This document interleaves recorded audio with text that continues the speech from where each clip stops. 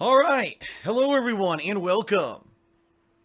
Straight from the North Pole. I am Darkside Phil, and it is now time to begin my very first ever live Christmas stream special. All right, without further ado. Ah! Oh, God, that was actually pretty scary, wasn't it? All right. Hello, everyone. First of all, I guess I should probably position the camera properly. Looks like it's a little crooked there. There we go. Nice. Merry Christmas. Happy Hanukkah. Happy Kwanzaa. Merry Festivus. Whatever the heck it is, the holiday that you celebrate. Hello and welcome to my very first ever live stream that I'm doing. First of all, on Twitch, I'm back. Yeah, I know. After over 2 years being away from Twitch, I'm back. Yes, it took 2 years, but my viewers, my fans, they broke me down piece by piece. And they said, Phil, you got to go back to Twitch. Phil, Twitch is better than YouTube streaming. Phil, you're going to get more satisfaction out of Twitch. The chat is better. You're going to probably end up being more profitable on Twitch. And after 2 years of having all this beat me in the back of my head, I gave in and I came back to Twitch. And quite honestly, it's been good. It's been a good experience. Ever since I came back, it seems like it has been a very positive experience. I am very pleased with the experience that I've had since I returned to Twitch. So I want to say thank you to those who were kind of, really hammered at home for me to come back. And, I'm back, So yes, there's still things I disagree with on Twitch, but I think the positives at this point are far outweighing the negatives, okay? Merry Christmas to everyone. Or happy holidays, because yes, I celebrate Christmas, but it doesn't necessarily mean that you celebrate Christmas, okay? Today's Christmas Day. And normally on Christmas Day, I wouldn't do anything. Usually Christmas Day is a day that I take off, or I have something prepared for you, like an edited video or something on YouTube. This year, I decided to do something completely differently for multiple reasons, okay? First of all, I've been very busy with all these new releases that came out this year, and I was very wrapped up in a lot of these very long playthroughs. To the point where I have not even started working on my year-end series yet. Now, typically by Christmas week, I've already begun work. Sometimes I've even had some of these series going. This year, I just haven't had a chance because there's so much else going on with gaming. In fact, I still got reviews and stuff that I haven't finished yet that I need to wrap up before I can start working on these year-end series, okay? Now, in addition to that, there's also the fact that I've been sick. And you can even hear it in my voice yesterday. Or today, but in particular yesterday, if you watched my holiday fantasy simulations that I did in WWE 2K17, oh my god, my voice went out a lot during that. And it is what it is. You get sick during the holidays, you gotta tough through it. I tried my best to tough through it here. Today you're gonna hear I'm probably gonna be choking or whatever on the stream. There's not much I can do about that. And I apologize for that in advance, but hey, that's life, right? I am getting over it. As you can hear, I am getting better. It's not, today is actually much better than it was yesterday. And quite honestly, today's stream, yes, I'll be talking a lot, but I'm not going to be screaming or anything at the top of my lungs. So I think that actually will end up being, a lot better than typically it would be, okay? So it is Christmas, and this is my Christmas and Chill live stream. Now, this is unique for a number of reasons, okay? First of all, this is a Twitch exclusive event. This event is not being recorded for YouTube, okay? So it's only going to be available right here live. If you're here watching live, welcome. I'm looking at the stream chat right now, and we got a bunch of people chatting it up in the stream chat, which is great. But in addition to that, I will be archiving this stream on Twitch. So don't worry if you can't be here for the entirety of the stream. If you are worried that, oh man, I've got to go do something today, or, let's face it, it's Christmas Day. Many of us were busy with friends and family. Just in my case, all right, I've already made the calls to my family. I talked to my parents for about an hour this morning. We got caught up. Leanna called her parents and all of that. And being that we live together here, on the other side of the country for most of our relatives, we've got the day pretty much free. Now, later today, Leanna will be making us dinner. After dinner, we'll be relaxing and just kind of hanging out together. So we're going to have a nice Christmas night together. But I figured, why not? Why not, for those who may be available on Christmas Day, just do a cool live streaming event, okay? Now, the reason this is so different from something that I would typically do is because it's not gaming focused at all, Okay, it's not. By the way, please forgive me if I keep looking at stream chat because I'm just monitoring. I want to make sure that everything is actually going okay with this stream and everything, okay? So, this is so different because guess what? I might or might not even play games on today's stream. Very different from a typical stream that you would see from me. Typically, the only time that I live stream these days is gameplay, right? Ongoing gameplay, a playthrough for YouTube or something like that. I might not even play a game.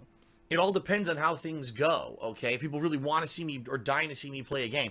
Think of today's Christmas and Chill stream kind of more like an interactive version of my old podcast, Hate Live, which I retired over a year ago, okay? What I want to do today is I want to talk all about Christmas.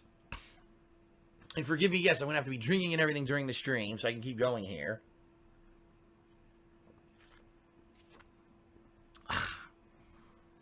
So, what are we going to be talking about today? Lots of stuff. First of all, I want to talk Christmas.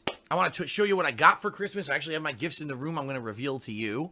I want to hear what you got for Christmas, okay? So if you're watching this live on stream, I'll be calling out what people were saying, they got for Christmas and stuff like that, interacting with the stream chat.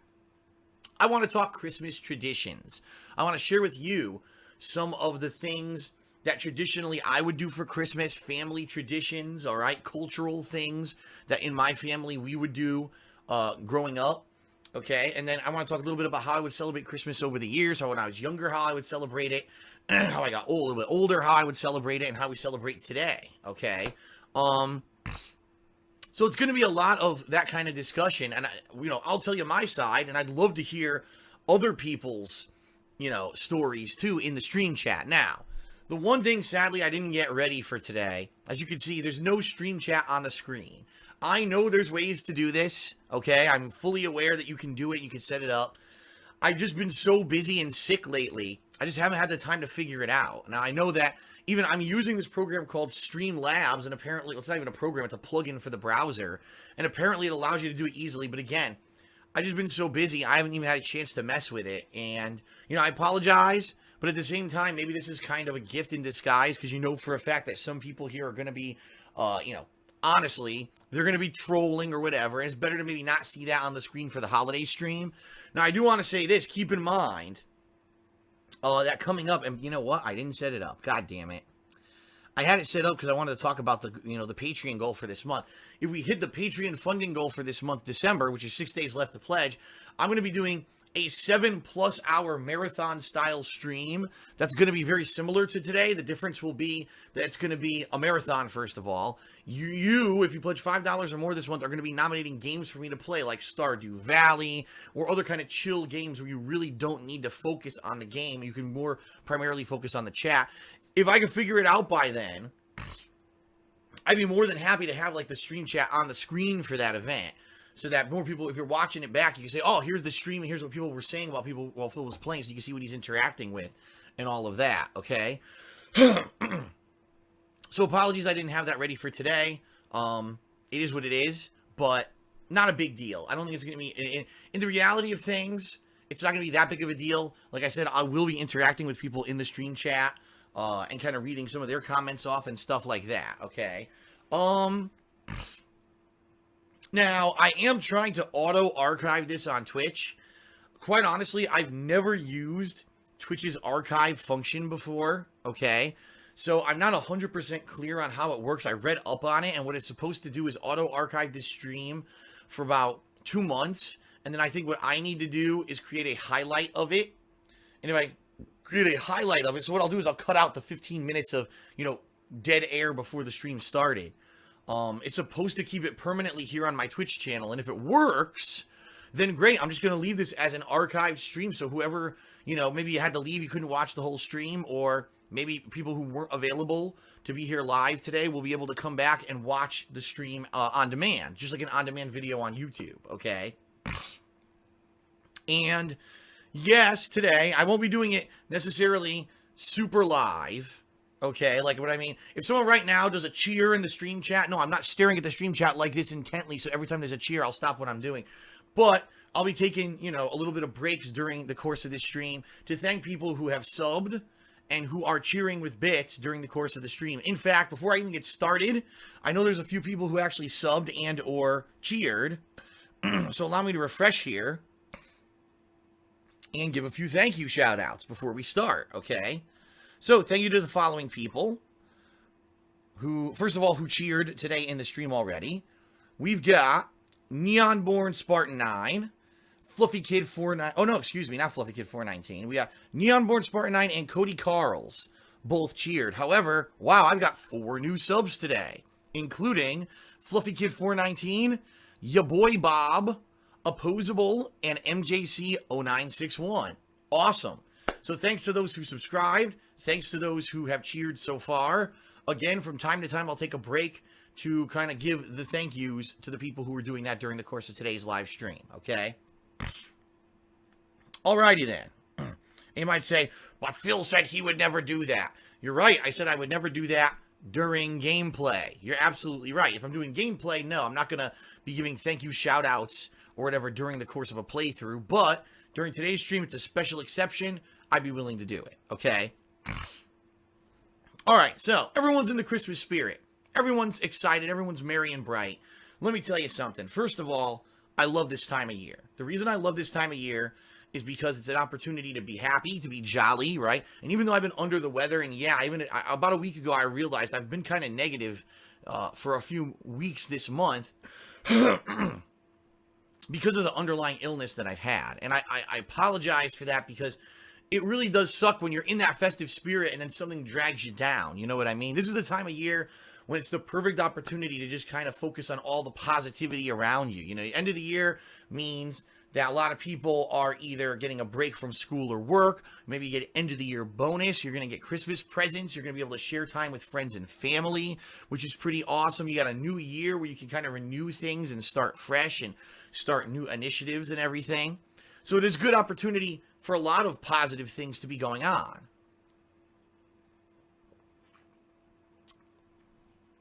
Now, for me, the Christmas month really starts around Thanksgiving, because typically it's around Thanksgiving that I set up my Christmas tree. And by the way, I do videos of that. I did a edited video of that this year. Typically I would do like multiple videos. This year I said, I'm going to go, I'm going to stop that with that outdated stuff. Let me just edit a nice video for everyone. So I did it. Edited a nice video for my vlogging channel, The King of Hate Vlogs, showing us gradually putting up our Christmas tree, myself and Leanna, my girlfriend, and that was a nice video to put out. And then what I start doing is right after the Christmas tree goes up, I start watching holiday-themed stuff, right? So we're talking all the classics. Some of you might say, well, what kind of stuff does Phil watch during, this December holiday month? That was a good one. Now I can actually talk a little bit more without choking. First of all the classic holiday specials from, the 1960s and 70s, what are they? The Rankin Bass Christmas specials, like Rudolph the Red-Nosed Reindeer, right? The stop-motion stuff. Santa Claus is Coming to Town. The Year Without a Santa Claus. I love those specials. I grew up as a kid watching those on television. I now own them all on Blu-ray, so I watch them every single year. I absolutely love them. The Grinch, How the Grinch Stole Christmas. Very big holiday Dr. Seuss classic. I'm talking about the original, not that atrocity. That awful atrocity of the Jim Carrey movie. The live action was so bad. I hate that movie. And I know there's some people who they grew up like that was a movie when you were a kid and you like it. But I grew up with the original, like the book, the Dr. Seuss book, and the animated special. And I cannot watch that Jim Carrey movie. I just can't. I start watching it and I'm like, oh my God, this is just like so bad. Like, I can't even stomach it. There's like stupid sexual comedy and stuff in it, and I'm like, ugh. And the whole movie is just Jim Carrey. It's like Jim Carrey is the Grinch, not the Grinch. It's Jim Carrey is the Grinch, and that's I don't know. I hate that movie. But Peanuts, meaning Charlie Brown, the Charlie Brown Christmas. Also, I watch things like the Charlie Brown Halloween special and Thanksgiving special every single year. And then you start heading out of the animated stuff more into the classic Christmas movies, and there's like two different kinds. There's like heartwarming Christmas movies, and then there's more like comedies, right? So when you think the comedies, you think, oh, Planes, Trains, and Automobiles, which is more of a Thanksgiving movie than a comedy movie, or than a Christmas movie. But it's funny because everyone says it's a Christmas movie, even though it's Thanksgiving. And you got things like National Lampoon's Christmas Vacation. Bad Santa is one of the Christmas comedies that I really enjoy. The Santa Claus, that kind of stuff. Home Alone 1 and 2 definitely are annual favorites of mine. But then you got the heartwarming Christmas classics, movies like any version of A Christmas Carol. There's so many of them, right? You got this year we watched the Patrick Stewart Christmas Carol, but then you got the Muppet Christmas Carol, but then you got a million animated Christmas carols. You got Scrooged, which is the late 80s, early 90s Bill Murray adaptation, modernization of A Christmas Carol. There's a million of those, right? Miracle on 34th Street. It's a Wonderful Life. Those classic Americana movies that really are quintessential parts of almost Christmas culture in America. Now, outside of America, I guess I should say outside of the United States, I'm not sure if there's like movies that also are huge Christmas movies, but it almost seems to me like a lot of the movies about Christmas seem to be based in America, don't they? And I don't know if that's just a case because Hollywood, you know what I mean? Hollywood, America. Or if there's actually a lot of international Christmas movies that maybe I've never even heard of. I don't know. I have no idea. It was actually funny because this year we were watching, we weren't watching. We were using Amazon Prime. Leanna and we subscribed to Amazon Prime, which does a bunch of things. It's an annual membership. It allows us to get free 2-day shipping on anything we order from Amazon.com, but it also allows us to get tons of video and movies, television on demand for free, okay? But it also allows us to have like a rental service, kind of like Netflix, okay? And they had a big listing of holiday movies. And we're looking at some of them, some of the classics from like early Americana. So we're talking Bing Crosby, Frank Sinatra, Fred Astaire, the classic American performers from that golden era of Hollywood, all right? And there's a lot of movies that came out at that time that were holiday-themed movies. I've never seen any of them. So we just picked one at random. We picked Holiday Inn, okay? Now, this is supposed to be a movie where Bing Crosby opens a kind of a hotel bed and breakfast resort. It's supposed to be like a location spot. Think of like a lodge up in the mountains where, people would go for like skiing, but also for just relaxation, kind of like a destination vacation, okay? Now, the reason he calls it the Holiday Inn is because he hires a group of performers, singers, dancers, and for every holiday of the year, they have different things. So, for example, for Christmas, they perform Christmas music, and one of the big songs from the movie is White Christmas.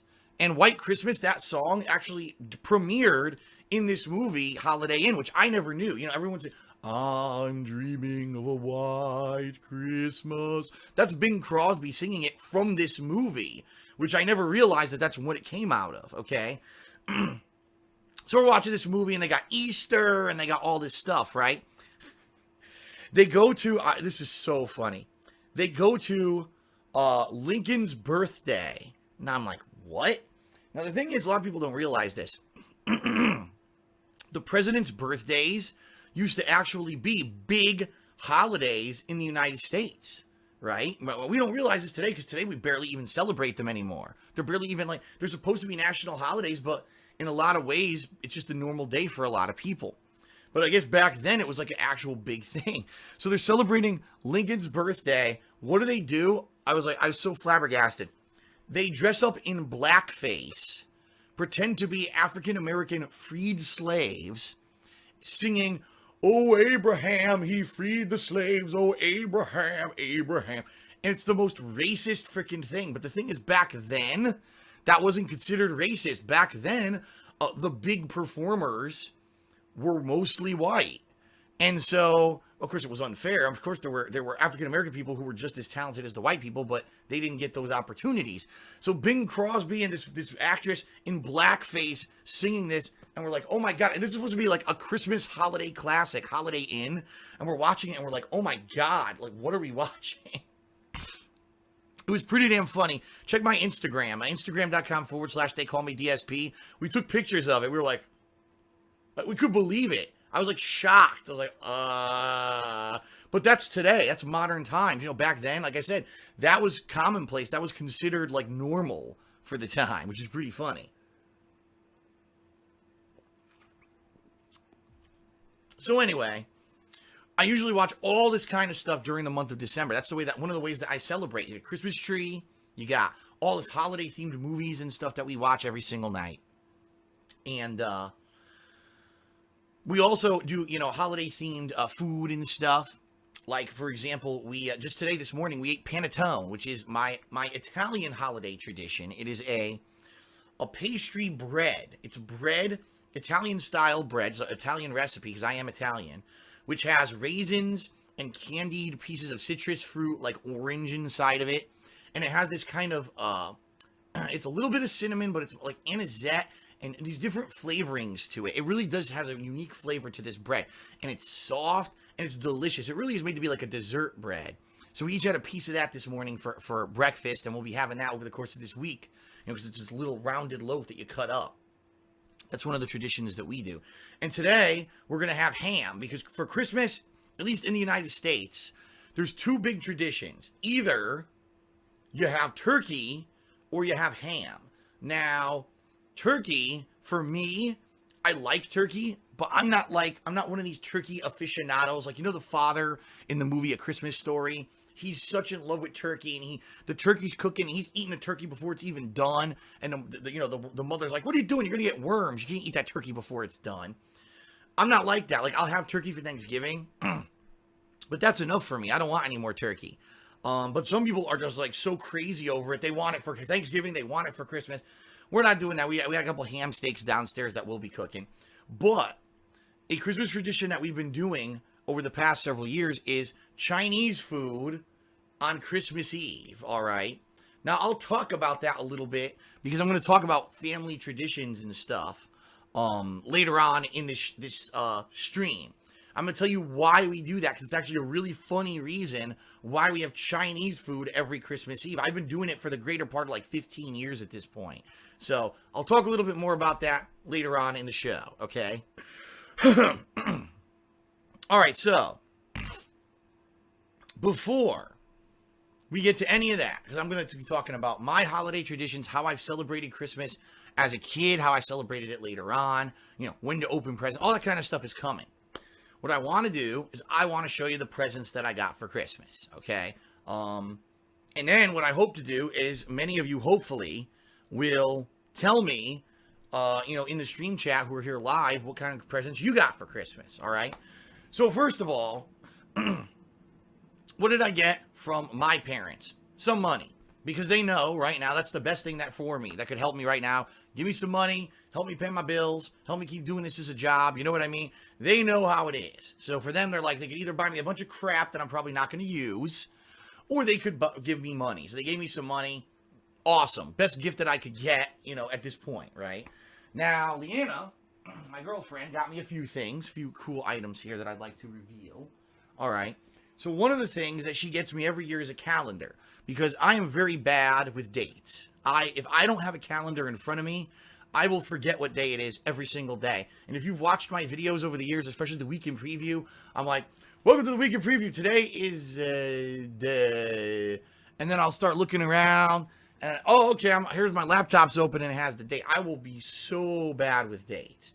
So one thing that Leanna gets me every year is some kind of a different tear-off calendar. And over the years, she's got me all kinds of different ones. She's got me ones with stupid sayings. She got me ones this year were like dogs that were misbehaving. Or actually, it wasn't just dogs. It was cats and other pets misbehaving and being shamed. You know how you get those Instagram posts where people shame their pets by like writing a message on a piece of paper for a dog that did something bad or whatever. So that's kind of the gimmick calendar that I had for 2016. So for this year, she got me the Dumbest Things Ever Said or Done 2017 calendar. And what this is a bunch of, people just doing really dumb shit. Here, what we'll do, I'll take a completely random day from the year and I'll read one off. Oh boy. As an example. Here we go. I'll flip through. Pick my birthday. I'm going to do a random day.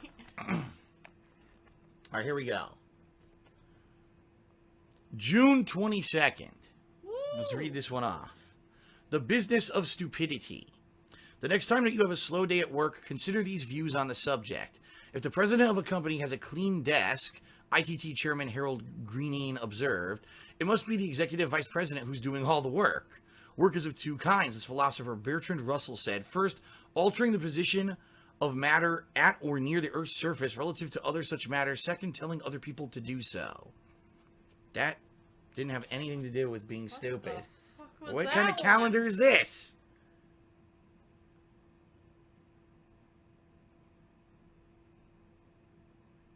You picked like the worst one.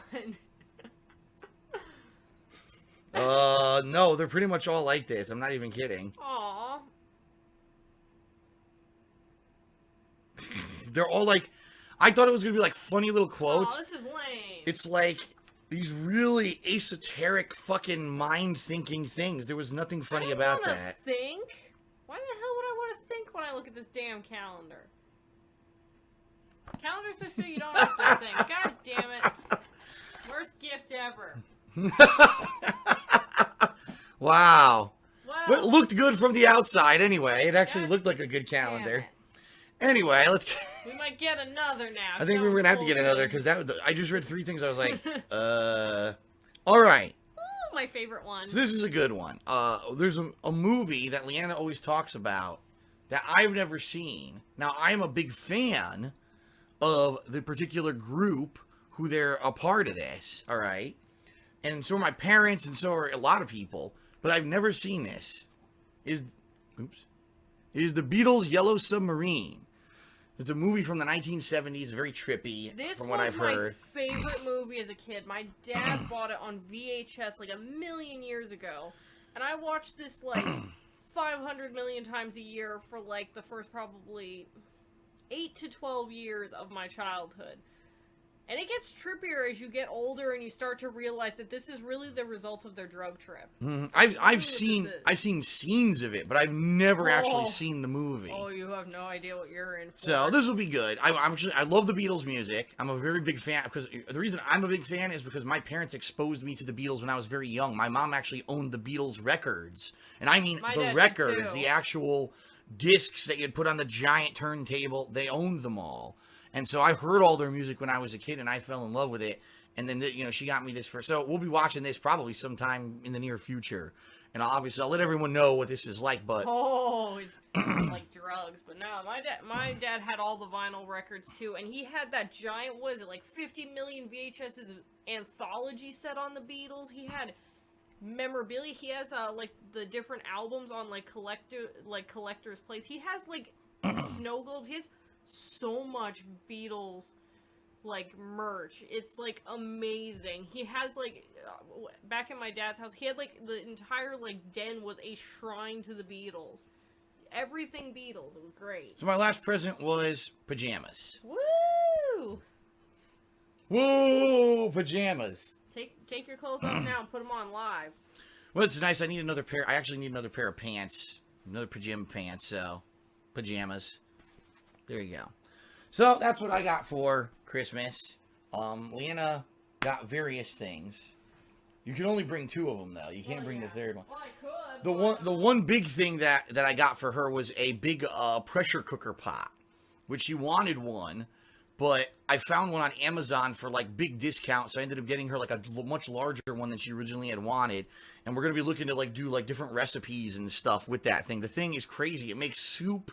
It makes braised beef. It can make pulled pork. It can make delicious chicken, short ribs that come off the bone. But also, it doesn't have to be meat. It could also do desserts. It can do all kinds of stuff.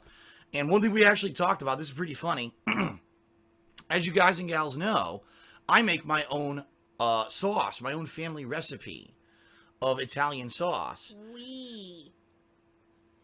Well, I've made it myself before, but yes, we make it together now that we live together. And one of the things that this pressure cooker does, it actually pressurizes cans and makes it so they're airtight, and it basically preserves the food. So we were talking about maybe, just for the hell of it, next time that we make a fresh batch of sauce, pressurize a couple sauce cans, right? And put them into storage and see how long they last, because we don't know what that... Right now what we do is we freeze it, and then we thaw it out when we want to use it. But what ends up happening is it ends up being very watery because you got all the condensation from the freezer that adds to it. Maybe if we just canned it and it made it airtight, right, we could actually have it like that. So that was cool. Big pressure cooker, and we're definitely looking forward to trying it. And hey, if we get some good recipes that we try and it looks good, that's something that I'll probably share with everyone on Instagram. So some other things that she got. I got blue balls. She got a blue ball. It's a stress ball. It's a nice stress I wanted ball. one. I asked for this specifically because people be testing my patience. All the people, look at this. Feel my ball. Mm-hmm. Feel it. It's nice. It's not one of the Squishy. ones that are squishy that like that eyeball pops out though. So that is slightly unsatisfying because I don't get the visual of murder. It's firm though. It is firm. It is firm. It's squishy. And best gift ever from Japan. Mm-hmm. Woo! What's the name? It's called Rilakkuma. You probably butchered the shit out of that, but yeah, sure. Rilakkuma. Yeah, or however you pronounce it. But, it's a very popular brand of Japanese bear stuffed animals. And we go to this arcade. It's close by. It's called Round 1 Arcade. And they have these as prizes. But it's only in the claw machines. Like, they never have it for And ticket it's bigger redemption. Ones. They're like this big ones. Like the normal size teddy bear size ones. Yeah. This was the more handheld. We've been trying to get her a nice one for like a year and a half since this arcade has existed. Every time. But we can never win the claw machine. The claw machine is very flimsy. But We never win it. We do have 2 keychains that are like these. Yeah, little keychain one. So I finally got her like a decent size one, and she obviously likes pandas, so I got her one. And by the way, very expensive. You're gonna get something like this, you have to import. I had to import it from Japan, and it ended up costing a lot of money. So there you go. It was worth it because now we can go to the arcade and I can say, "Fuck you, claw machine," because fuck those claw machines, man. They're a bitch and a half. All we can get is those damn keychains. It's horse shit because they have like 500 varieties, and I want all of them. But goddamn it, every time we try, we like nudge an ear, and then one time we got one more stuck than it was before. And I don't know how these damn people always get these damn things for their little kids. Maybe it's a dud. Here, we're gonna read another one from the calendar. Here we go. Everyone ready? Here we go. Revenge has been a common preoccupation of the human race throughout history, but it can take some strange forms. In the 1600s, one of the many French nobles offended by the notorious Duke d'Epernon took an elaborate and expensive revenge. He paid to publish a 500-page book entitled The Exploits of Duke Epernon. The book consisted of nothing but blank pages. The Avenger was clever enough to avoid a duel by remaining anonymous.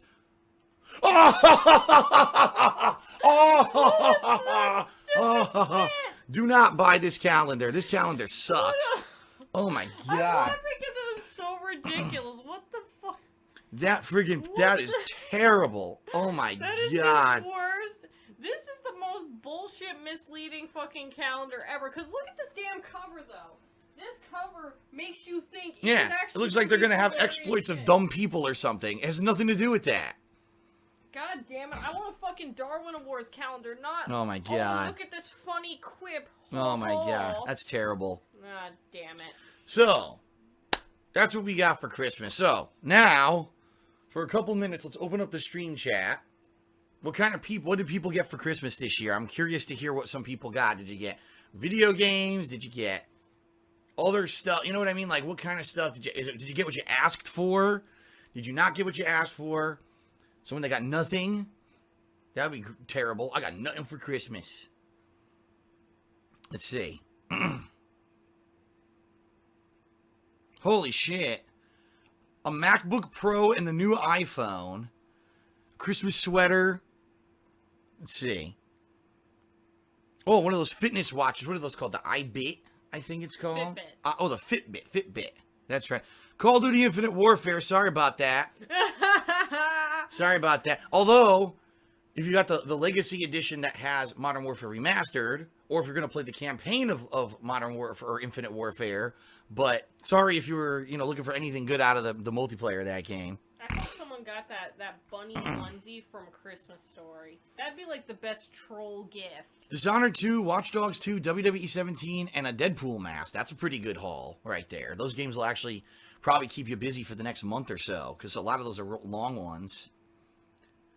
Kylo Ren and Captain Phasma socks, stereo speakers, Asian Dragon stress balls, and a new long sleeve shirt. Oh, stress balls. That was the theme this year. That's not bad. Someone says, I don't necessarily look to get gifts at Christmas, but I'm an artist and I drew pictures for all of my friends. Cool. That's a creative thing, right? Draw Phil like one of your French girls. WWE 2K17, an Afterglow headset, a full year of PS Plus, and an Elgato HD HD 60 capture card. I haven't done the 60 frames per second with Elgato. I had the old Elgato. That's the one that you use for capturing consoles. That one only does 30 frames per second. It was funny because it says on it does 60. When you actually look at the stats, it doesn't. Like, you can only do 60 frames at, like, certain resolutions, and it doesn't look good. We tried it, and it doesn't look good. But, I don't know. I've heard good things and bad things about the Elgato 60 frame stuff, but I haven't used one, and it's been around now for 2-3 years, so hopefully it works for you. Wolverine toy. Someone said they got Epic Mickey 1 and 2. That's a lie. That better. They don't exist. Those are all burned. They don't exist. No, they're buried in the desert like E.T. Thanks to a gift card, I'll be getting the new PS4 Platinum wireless headset. Supports 3D audio. That was from Super Blind Man. A blind viewer. Oh, that guy. That yeah, guy's cool. 3D audio. And it's funny, he actually asked me to test 3D audio with the PSVR. And I apologize that I never got back to you.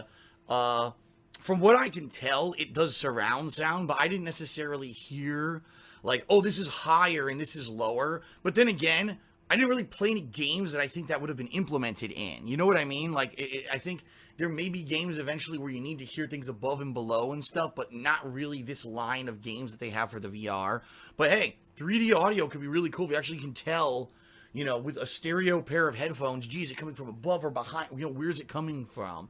That's kind of cool. I like that concept, especially for someone who's blind, right? That could be a really awesome thing. But I didn't really necessarily notice it with the PSVR.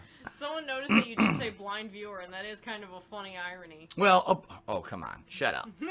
2 Warcraft statues, PSN for a $50 credit, 2 Blu-ray movies, 2 $25 Domino's gift cards, a PS Plus year-long card, and a World of Warcraft Collector's Cup set. That's a pretty good haul.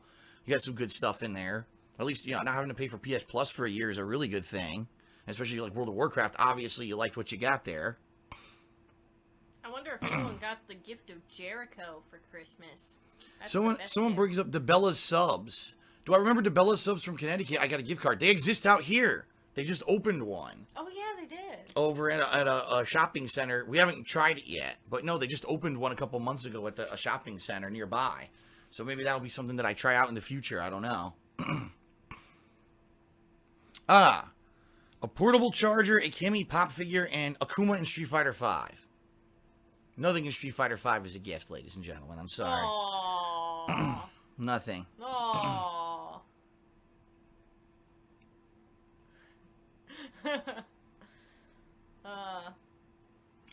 Money to take a motorcycle license test and to get a motorcycle license.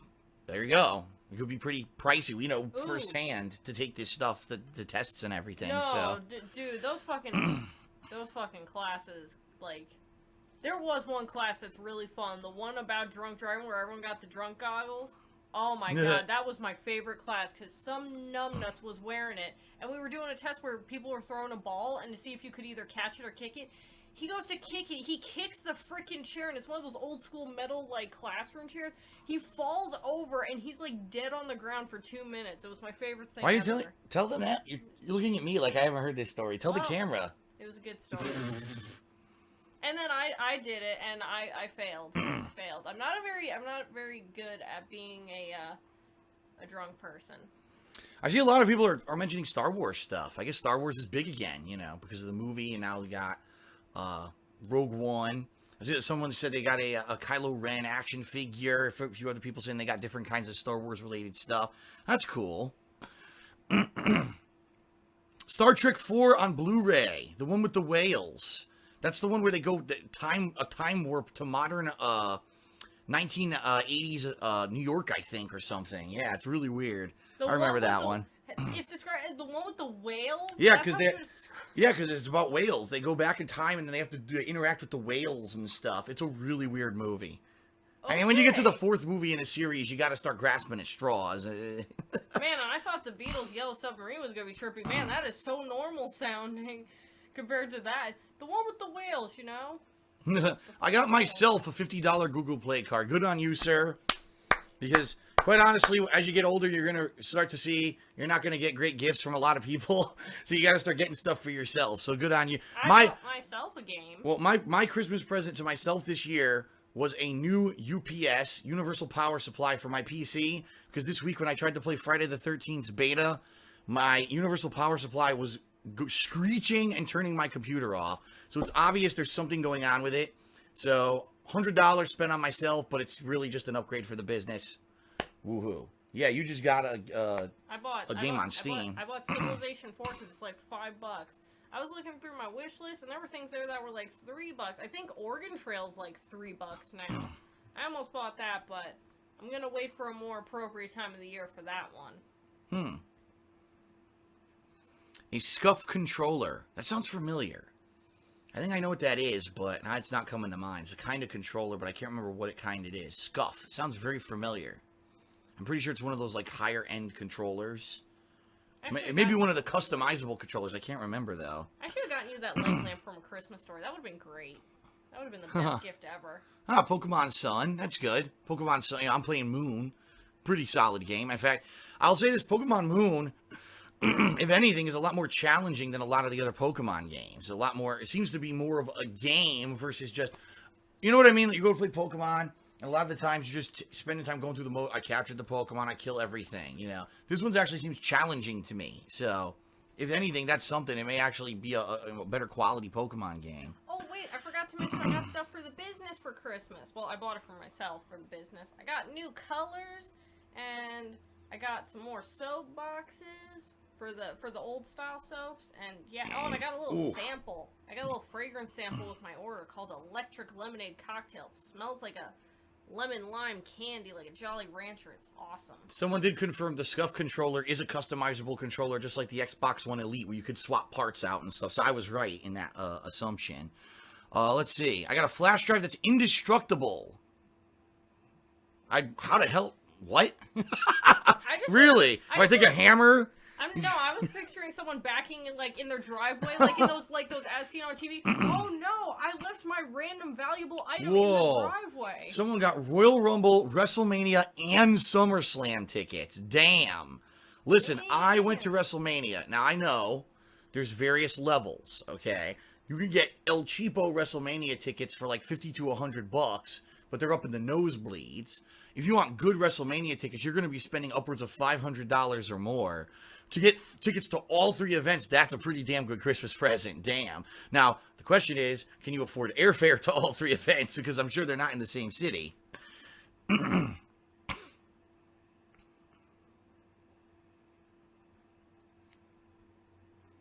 All right. Well, I think things are starting to wind down in the stream chat with the Christmas presents discussion. Iron Maiden, The Book of Souls CD. I think is that their new one? I think they actually have a new CD, and that might be it. I think so. Every band I like is broken up or the lead singer died. No concerts for me.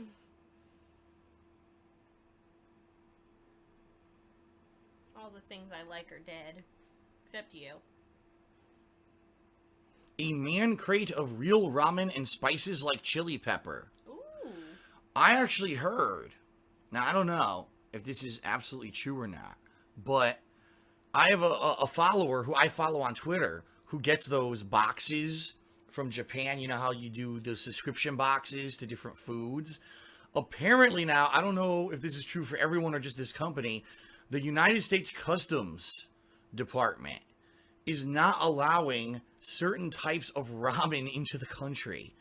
And this company wrote a big message to all of their subscribers. We're sorry, but we basically have to discontinue this whole subscription service because it used to be like a different ramen every month. And they're telling us we can't even import this stuff to the United States anymore. I mean, I that is stupid. I understood that, though, because when I was looking for my business to find out what countries I couldn't ship to, for a multitude of stupid reasons. But yeah, some of them, certain spices and, like, herbs and stuff, they do not allow.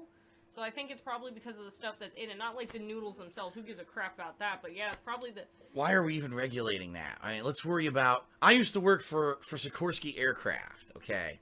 This was a company where we were constantly importing and exporting aircraft parts, all right? Now, I could understand if we've got an explosive squib, which is basically a rounded pellet that can explode in a package. Okay, that needs to be regulated. That's important, because if something explodes on a plane, you're going to have a problem, right? Or if we're importing or exporting proprietary technologies, right? That, let's say we're exporting stuff to a country and the country isn't well regulated, and then it ends up in the hands of a terrorist. Okay, that needs to be regulated.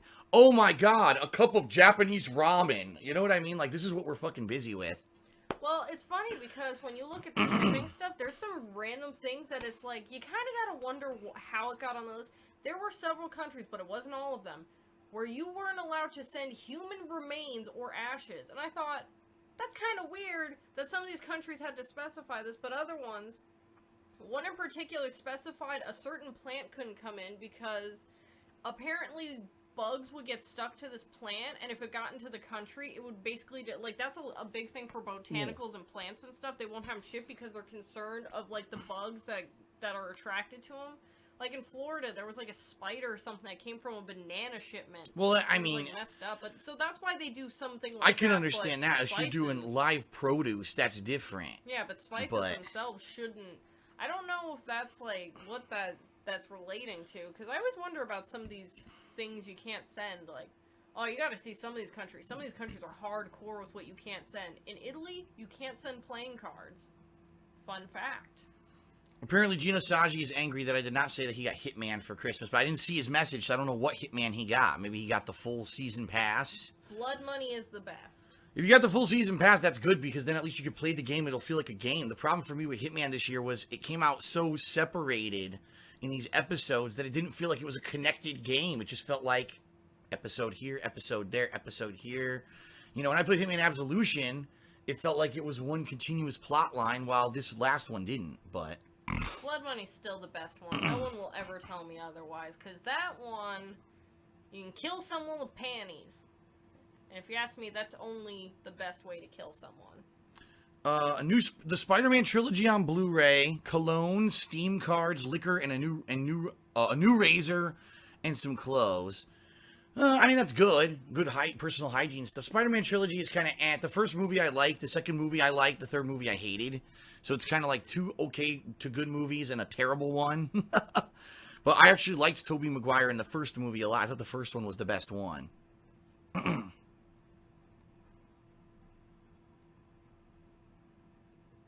Oh, an NES Mini Classic?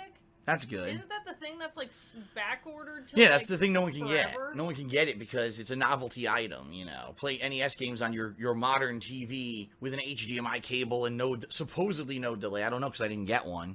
By the time that I was interested in it, they were all sold out everywhere, so... It's kind of funny how, as time goes on, games and game systems like that are becoming more popular, and a lot of people are complaining, oh, it's because the new stuff is so crap, but I think, honestly, it's the passage of time is making it harder and harder to maintain these old consoles and these old games. Think about how many people have these working systems that are still in good condition, and every day, less and less work. So I like this idea of preserving something that's old and classic.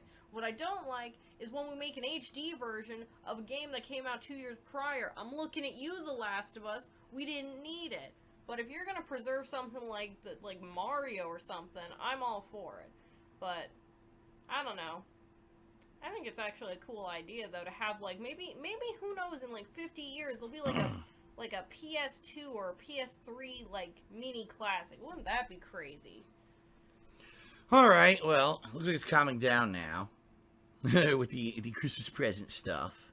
So probably what we'll do now is I'll do some thank you shout outs, because I saw some people were subbing and doing, you know, some bits and cheers and stuff. And then, well, I guess what we'll do is I'll talk a little bit about Christmas over the years for me, you know, the different ways that I celebrated Christmas as a kid. And then what I'll probably do is ask everyone about, you know, how did you guys do it and stuff like that. But what I'll probably do is take a quick break too. Probably use the restroom before we even get to the next segment and all that. Okay. But before we get there, let's do some thank yous. Let's take a look here. Whoa. Wow. Okay. Well, bunch of new subscribers. Thank you to the following new subscribers who subscribed in the past half hour. We've got Skitty S or Skitties. I'm not sure how to pronounce it. Rabo806. Hacky X. And, oh my god, ADXML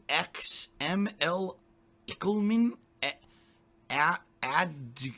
Oh my god, I have no idea how you're supposed to pronounce We're that. gonna call him Jim. Maybe it's like AdXMLickelman? Thank you, Jim, for subscribing. Thanks for the sub. I wish I could pronounce your name.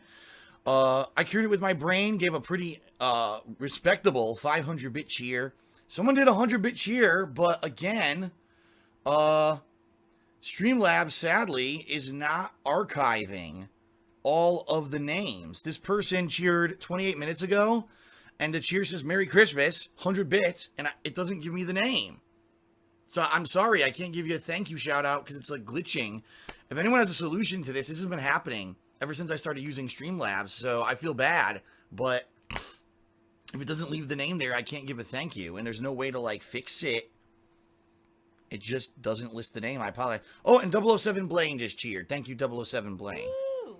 All right, we'll take a quick break here, like 5-10 minutes. I'll just go quick, use the restroom, rest my voice for a bit. We'll come back, and it'll be the holiday traditions segment. I'll talk a little bit about how I celebrated Christmas over the years, as a kid, and then later on, maybe I want to hear some of your traditions and see what kind of stuff that you people, how you celebrated with your own family, maybe your own cultural stuff that is very maybe not in line with what we do here. It's funny because just this morning, someone posted up on Twitter about, like, the Christmas cracker. I was like, what the hell is that? Is it, like, food? And, like, no, it's this thing that you tear apart and it pops and you get a present. I was like, the hell is that? I never heard of that. So that's what I mean. That's the kind of stuff that maybe we could share today on stream, all right? All right, so quick break. Be right back with more of the special Christmas and Chill stream. Thanks, everybody. Alrighty, folks. Hello, thanks for being patient. For those who are here live, I'm sure those who are watching on demand did not watch that entire break, although maybe you like the music. Yeah, that's all royalty-free music that I get for being a Machinima partner. A lot of people say, why does Phil continuously stay with Machinima after all these years? You know what it is? The truth of the matter is this. Whenever you hear stuff about partnership companies, a lot of the times all you hear is the negative, right? You hear the horror story about the person who signed a partnership with one of these online partnership companies for YouTube, and they didn't know what they were getting into. They didn't understand what they were signing. They didn't understand the term of the contract. They didn't understand how to get out of the contract, right?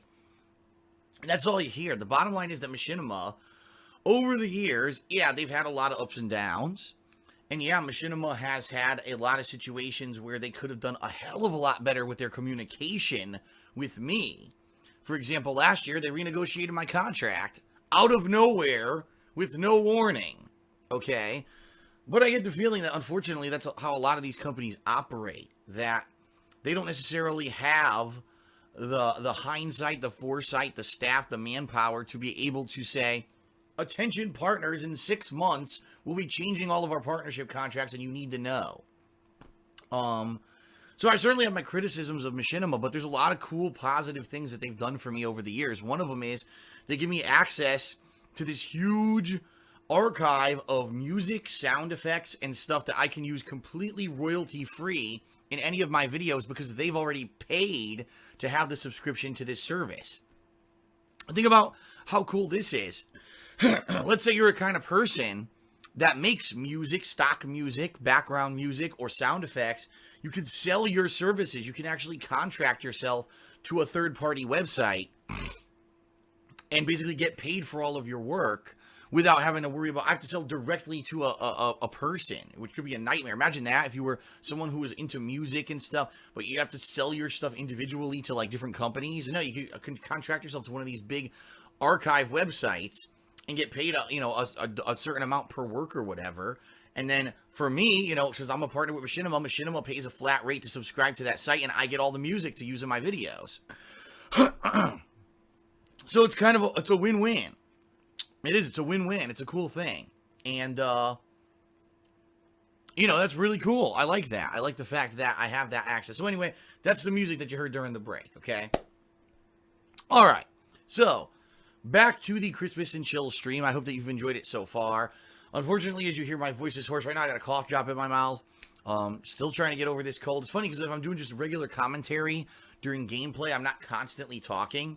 So it doesn't necessarily make me super hoarse. But today I'm going to be talking all day, so there you go. My voice is going to be kind of strained and messed up. What can you do? What I'd like to do now is talk about a little bit about Christmas traditions with myself and my family, the stuff that we would traditionally do building up to Christmas time, and then how we would actually celebrate Christmas on days like Christmas Eve and then the actual Christmas day. All right. And I'm going to start off with the early days. You know, I was a young kid. And then I'm going to start off with kind of phase 2, because really it was 2 phases of my life, and I'll explain why during this segment. Okay. And then what I'd like to do, once I tell everyone about that, I'd like to get some input from people in the stream chat about, you know, how do you celebrate Christmas typically? And I may actually stop during certain segments of this to get some feedback. Okay, so first of all, as I said, for me now, traditionally I put up my Christmas tree around Thanksgiving. That's not what we used to do in my house. I remember correctly. We used to put up our Christmas tree early December-ish. Okay, now for those who don't know, in the United States, the actual tradition, meaning the actual Christmas tradition of putting up a Christmas tree, is typically done only 1 or 2 days, if not the night before Christmas. It's supposed to be, you put up the tree, the family comes together and visits, you trim the tree together, okay?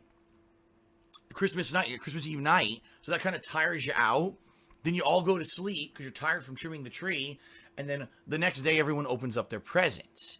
But we never did that for, you know, many different reasons. You know, traditionally we always did something on Christmas Eve to celebrate Christmas, so we didn't have time to put up the tree then, so we'd always do it a little bit early. Now, over the years, we've done different things. Some years I had an artificial Christmas tree, which is, you know, the wires and metal branches with the fake, you know, kind of fir tree kind of a look to it. You know, it's made of plastic and metal, so it doesn't lose needles and it doesn't make a mess. But there were a few years when we actually had a real tree as well. And, you know, there's positives and negatives. The positives are the tree smells great, right? Usually, typically, a natural real tree, it looks better, honestly, because it really is. It fills out better, especially if you pick a good one. And it's just a nice thing to do, a nice tradition to go out and pick a tree. You know, the negatives to that are you have to constantly be watering the thing, and the cleanup, because all the needles fall off of it, makes a big friggin' mess, and then you gotta get rid of the tree afterward. So, most years, we actually did an artificial tree. And I remember when I was first growing up, the first tree we ever had was all different colors. Red lights, green lights, blue lights, pink lights. I think it had orange and white. The tree had like all the multiple colors, okay? Now, this was before, way before this modern era of trees. Back then, whatever you had, okay? So I remember it was just a tree, and it was the multicolored lights. This was before also trees came with the lights on them. They didn't back then. You know, back in the 1980s, you couldn't get a tree that had the lights already installed on it or anything like that, okay? So we had to get different sets of lights. We had the multicolored lights, and we did those for a long time. I actually remember it was probably till I was about maybe 7, 8 years old. We always had the multicolored lights, and we had more traditional Christmas ornaments, at least for the time.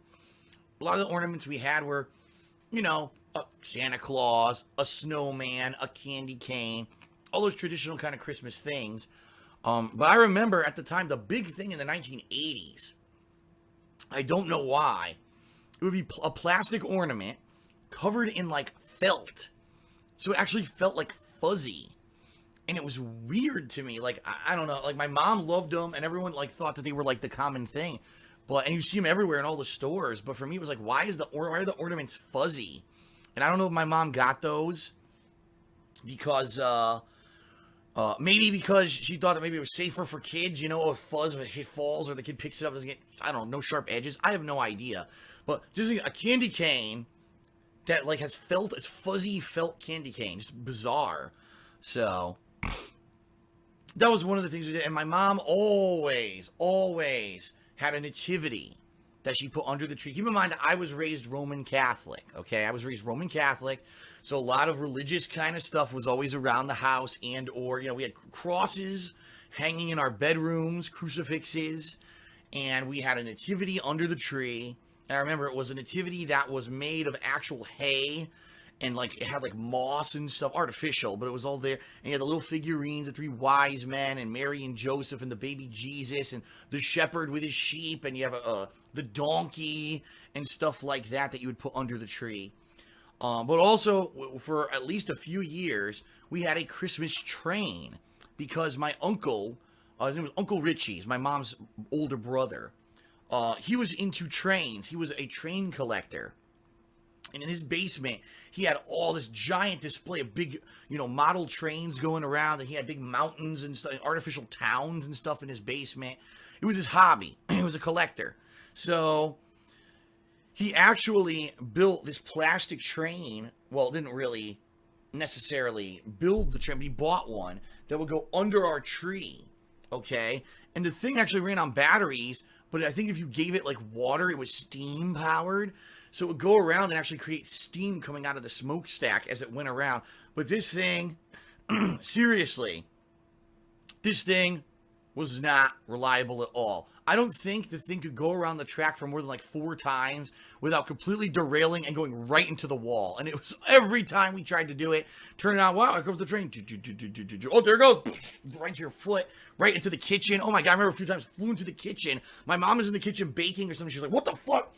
The train's flying through the floor. Like, what the hell is this? So it was kind of funny. It was a cool thing.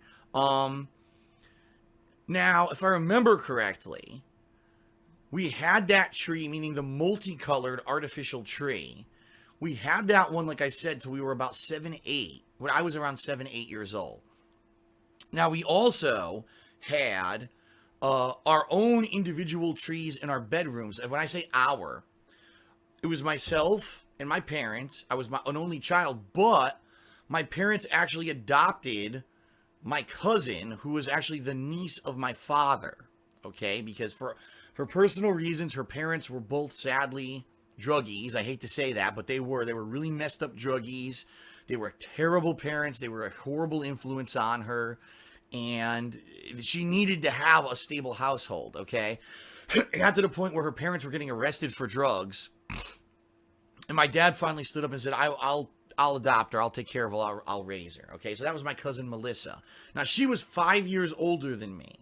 So she was more becoming a teenager before I was and stuff like that. All right, but anyway, when I say we had our own trees, all right, I had my own like mini tree. Now, when I say mini, let me think about this. Because right now I'm 6 feet tall.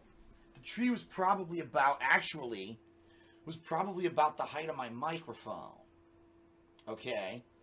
So maybe a 3-footer, a 4-footer tree in the bedroom. And for those trees, it was very basic. We weren't allowed to have a ton of ornaments or anything, but we were able to get more ornaments that were catered towards our own likes. So my tree was green, and I always liked the multicolored lights. I always wanted multicolored lights on my tree. My cousin Melissa had a white frosted tree. Ever seen those? Not green at all. The branches were all white. And it had that frost shit on it. I hated that because that would come off. It would make a mess. She loved it for whatever reason. And so her tree had a lot of kind of girly stuff. You know what I mean? Oh, strawberry shortcake ornaments and Barbie and that kind of stuff. While my tree was more male-oriented stuff. I can't really remember too much specifically about what was on that tree. I do remember near the end of when I was doing it was when The Lion King came out. I was in still elementary school, grammar school, grade school, whatever you want to call it. When The Lion King came out, and I had Lion King ornaments that I put on the tree. I remember that year we went out and got them. So yeah, and what we would do is presents for like the family would go under the big tree in the living room. So my parents had bought presents for me or my cousin. Those would go under the big tree in the living room. All right. Presents from me or from Melissa, we would put our own presents to other people under our own trees in our bedrooms.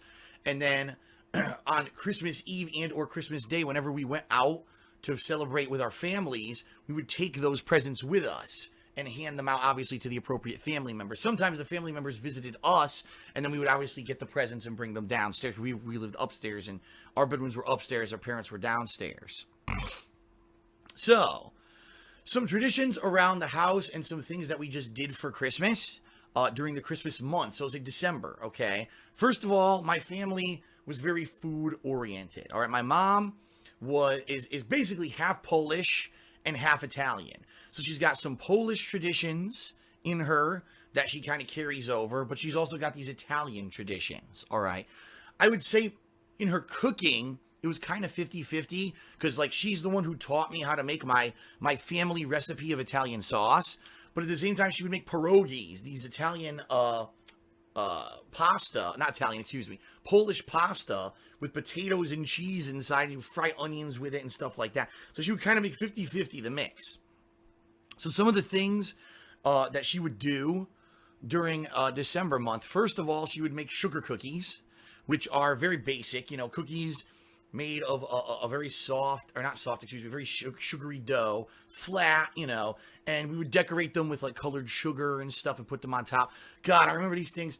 I forget what she used to call them, but you ever see those small silver balls that are sugar? Basically, you put it in your mouth, it melts a ball of sugar. We would put those on top. I remember we would make gingerbread, even though they weren't really gingerbread. They would be gingerbread man sugar cookies, where those would be like the eyes and make the mouth out of it and stuff like that. All right, hold on a second, because I'm trying to pay attention here to my own story, and I see a bunch of idiots misbehaving in the stream chat, so I'm going to get rid of it. Hold on a second. A bunch of Grinches coming in to ruin Christmas for everyone. Okay. There you go. I just got rid of 3 Grinches who were ruining the stream chat for everyone. I hope that people appreciate that and you have a better time now. Sorry about that. All right. So, continuing on with the story. That was one thing that she would make, sugar cookies. And I remember also we'd make big Santa heads. So it would be like gingerbread men, big Santa faces. And we would take the powdered, not powdered sugar, the granulated colored sugar. And make it like red. The hat would be red. We'd put the colored silver ball sugar things as like the ball on the top, on the hat. And stuff like that. And we would buy like little gumdrop candies. And put it as like the nose and stuff like that. Okay. Now that was just one thing. She would make, and she still makes these today, okay? She doesn't even know the proper name for them, but I believe that at one point I did a Hate Live podcast in the past, and people actually looked it up live. It is she calls it the strip. Let me explain what this is.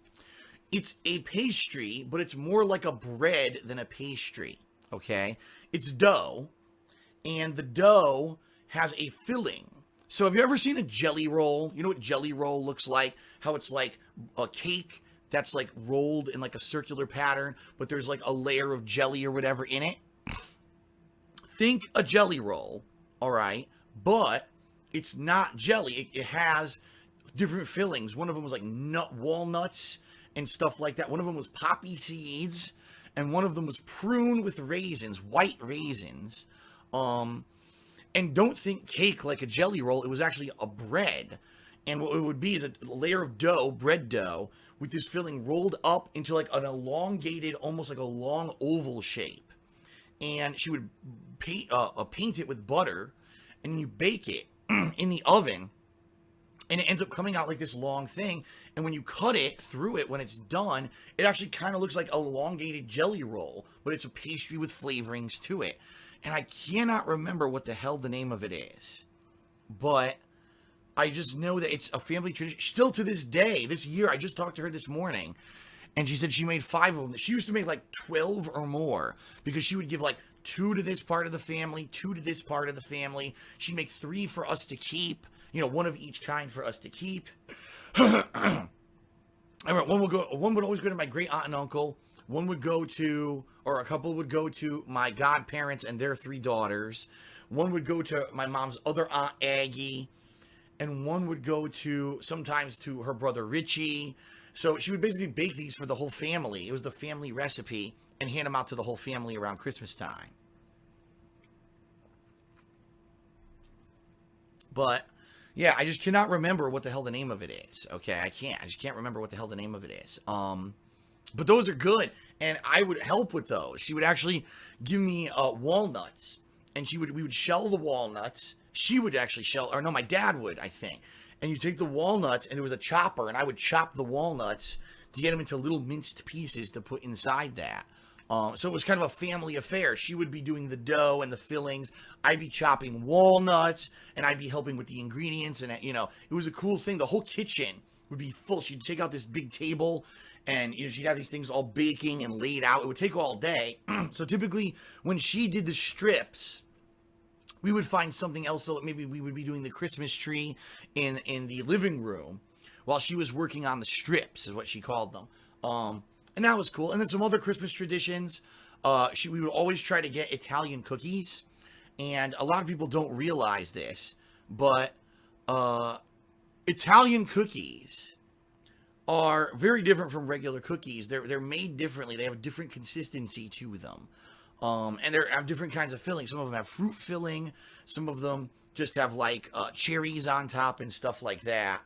And they're pretty good. Hold on a second. Again, because I've had enough. There's about 10 people in the chat who came here just to be dicks, and they're ruining it for everyone. They're trying to enjoy the story, and then you got dicks coming in and trolling. So I'm going to get rid of them.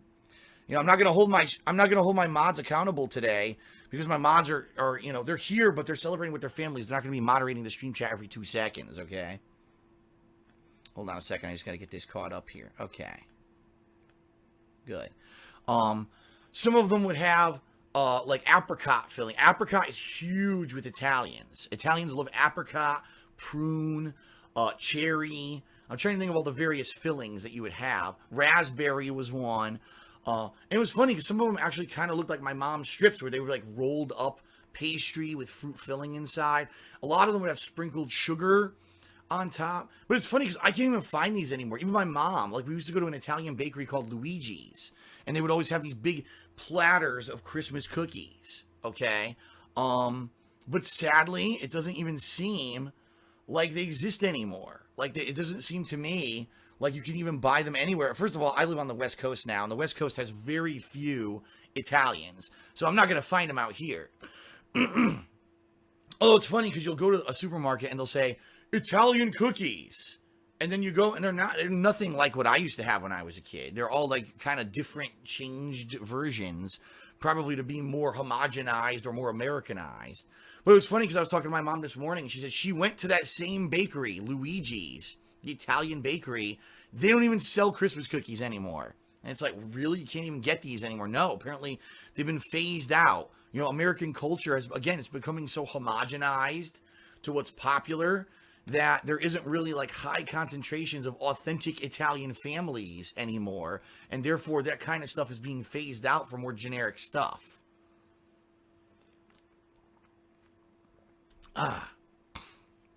What else? Well, as I told you, my family, I was raised Roman Catholic. So there would be religious stuff that we would do during the month. And one of the things we would always do is the Advent calendar, okay? Now, when we started, I remember when I was younger, it would always be one of those cardboard calendars. You had a piece of paper you tape up. And every day of December, you would open a new door for that day. And each day would have a different kind of picture. Now, because I was Roman Catholic, it would always be religious. You know, right now they have these calendars, but a lot of them are more just generic Christmas stuff. You know, reindeer, snowman. For me, oh, there's an angel. Oh, there's a manger. Oh, it's one of the sheep from the shepherd and all of that. And every day we would open it up. But then later on, my mom bought this tree, this porcelain tree. It's probably about this tall, white porcelain. And there were medals that you would hang every day of the month. So every day you got to hang the Christmas medal on the tree. And they were different things. They were like, one of them would be, like I said, oh, it's a sleigh. One of them is, oh, it's an angel. You know, all more religious related stuff. And we would hang them on there. My mom had these two, I'm trying to remember for the living room what she had. At one point, she had these really old, like, paper decorations. It was weird because it was supposed to be Santa and Mrs. Claus.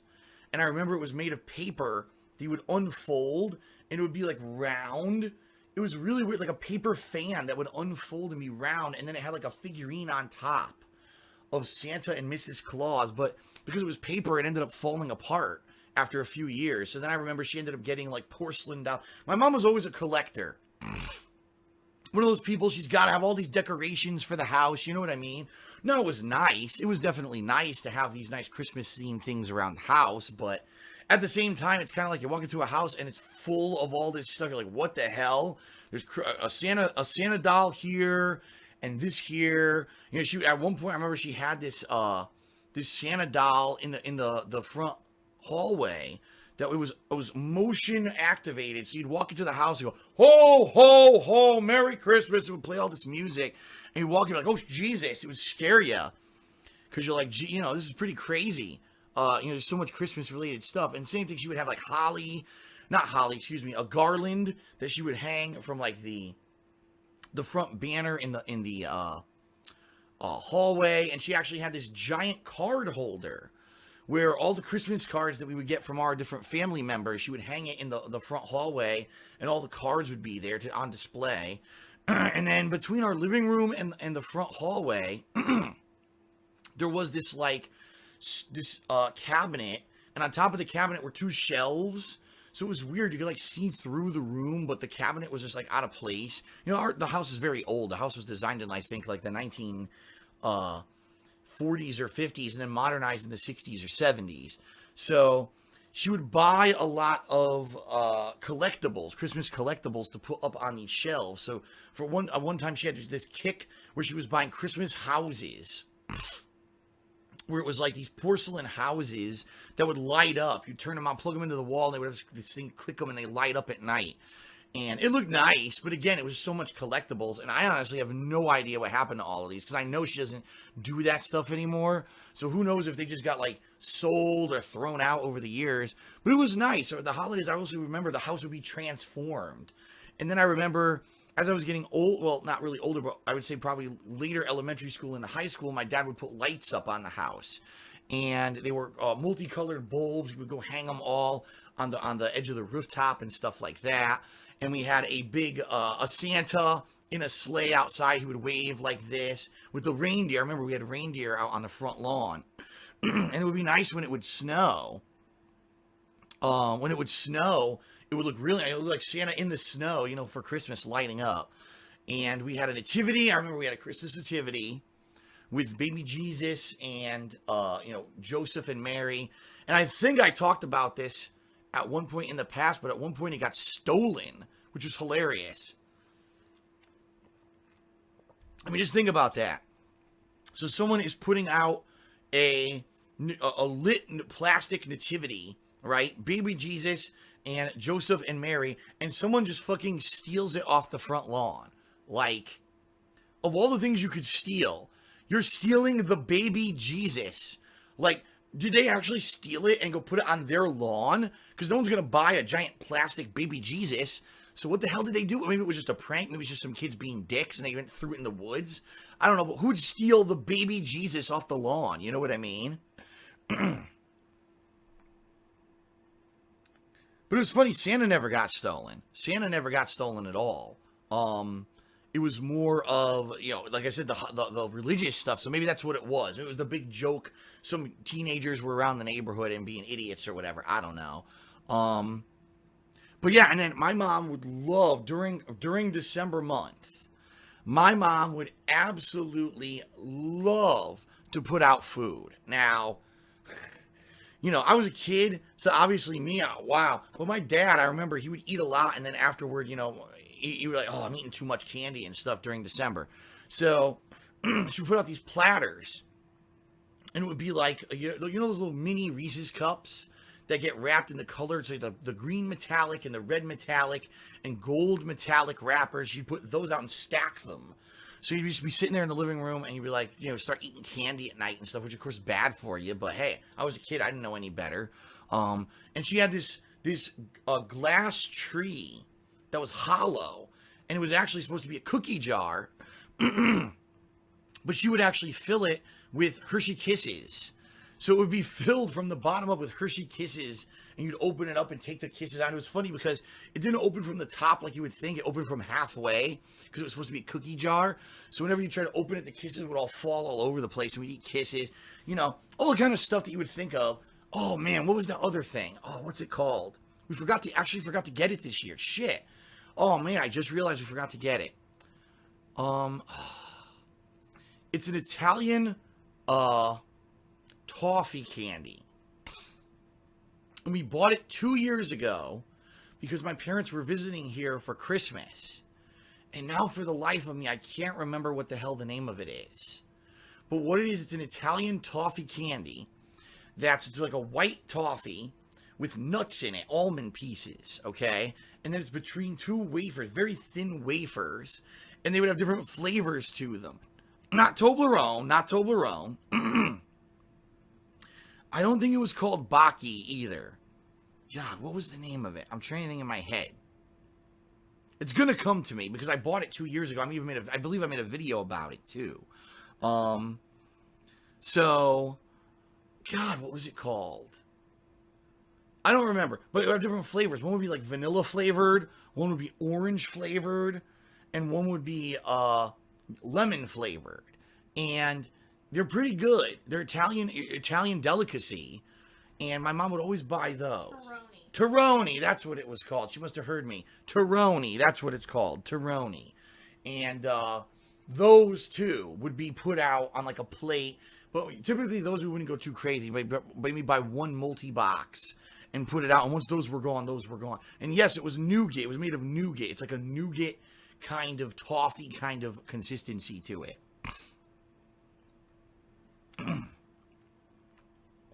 And that's pretty good. That's a pretty good Italian tradition too. I'm trying to think if we have any more. Because what I'm about to do, I'm going to open up the stream chat, talk to people in the stream chat about their food and stuff during the month of December. I can't remember if there was anything else that was specific. There's other things that are specific to other holidays, but I think that was it for Christmas. Okay. All right, so what I'll do now, let's see. I'm curious to hear from those who are watching on stream. You know, what were some of your family traditions? When would you put up the Christmas tree? What kind of Christmas tree would you have? What kind of decorations would you have around your house? Was there any food or cultural thing that's specific to you around the month of December that you celebrate? I'd be very interested to hear. So let's open it up. I'll give my voice a little bit of a rest now.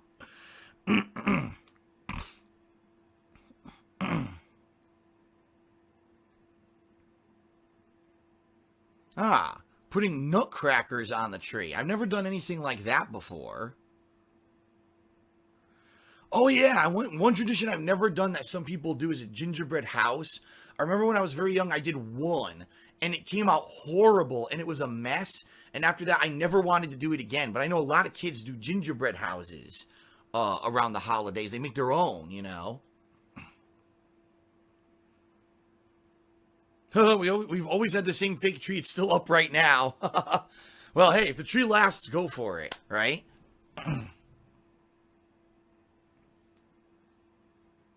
We would watch every NBA Christmas game. We were never a sports-oriented family. So for us, it wasn't like, we got to see the NBA game or we got to see, anything like that. It was always not really sports-oriented for us.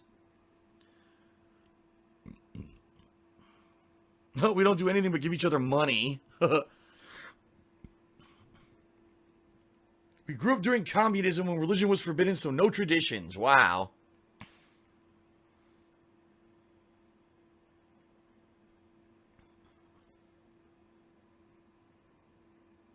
Oh, do you do the thing where you break off a wishbone and make a wish? Yes. If we had a Christmas turkey or even a Thanksgiving turkey, yes. You take the wishbone, which is the bone, it has the split, and two people would use their pinkies to grab the ends of the wishbone, and we would split it, and whoever gets the bigger part of the bone, basically you get your wish. That was a tradition we always did.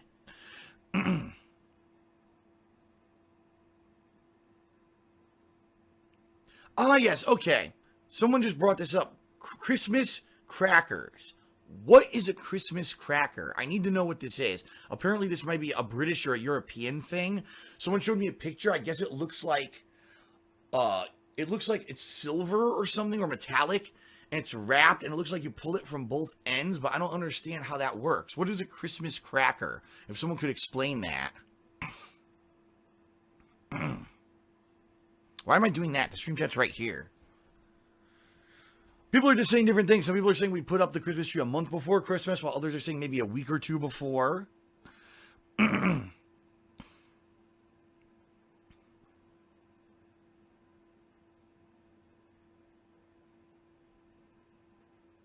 You snap the cracker and there's a toy inside. Ah. Okay.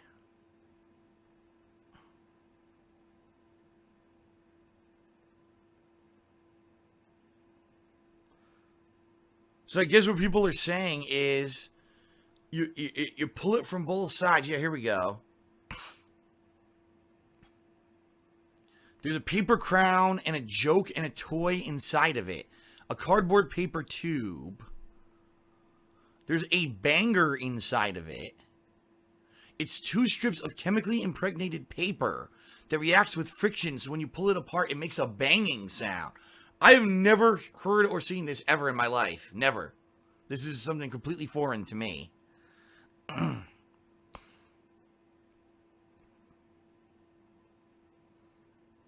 Huh.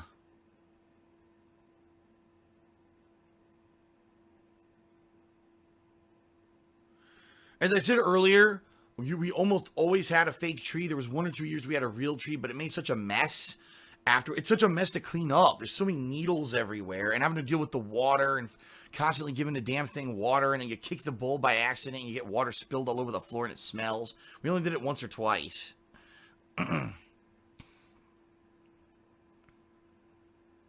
Wow, someone had a tree called the Lexus tree that would only be decorated with cars. Whoa, that's unique.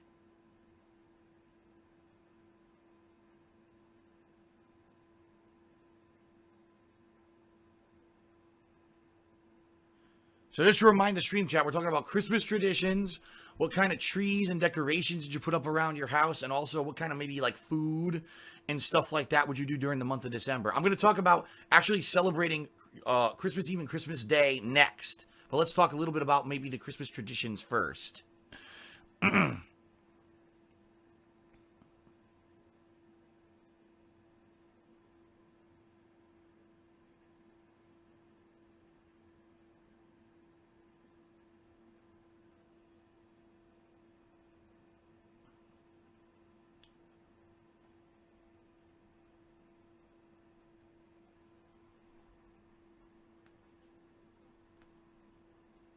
Seeing Christmas carols, that's something I never did. I know some people say that they go out and they either carol or they sing with their families. Never with our family. I don't think, you know what it is? I don't think anyone was very musically inclined. So they never really, or maybe they were just embarrassed. I don't know. I mean, I actually like to sing. I do. But my family was never like a musical family. So we never did anything like that. Oh yeah, this is a big one. KFC. KFC apparently is huge in Japan. I guess it's a new tradition that they've started, at least in the past like several decades, where they all go out around Christmas time and or on Christmas Eve or Christmas to get KFC, Kentucky Fried Chicken. I don't know why. Maybe because it's an American thing. I don't know.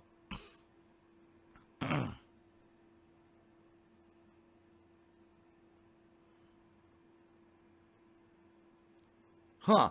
If there is bread on the table and there's extra, before we throw it away, we kiss it to show respect for those who don't have food.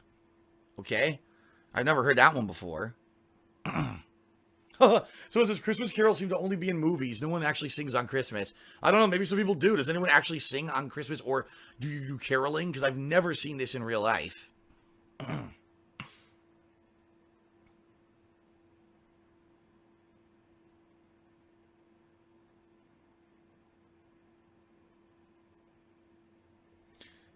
Huh. KFC actually sells turkey in Japan. That's interesting.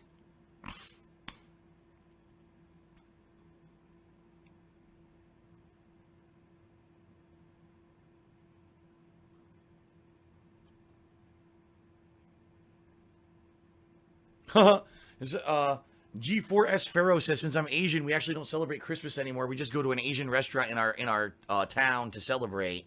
Huh. Okay.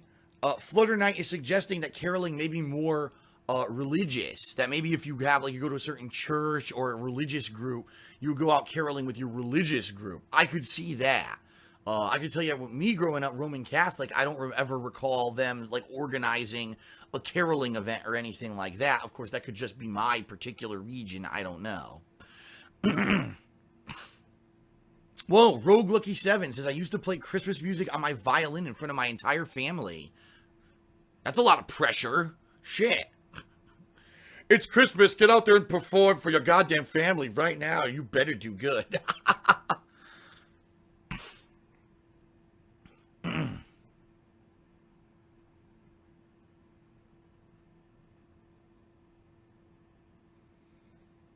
The dreidel. Well, I guess that's a Jewish tradition, the dreidel. I don't know about... All I know is it exists, and you would spin it, and I don't know how to actually play the dreidel. I don't know. I guess there's symbols on the sides that represent something. That is something completely foreign to me. I've never even seen a real dreidel in real life. In the UK, we get Christmas carolers in supermarkets. That's from iTyrant says that. So when you go shopping, there's actually people singing and playing music there. I guess that could be nice. Hey, hell of a lot better than the really generic pop music that we get here in the United States, that's for sure.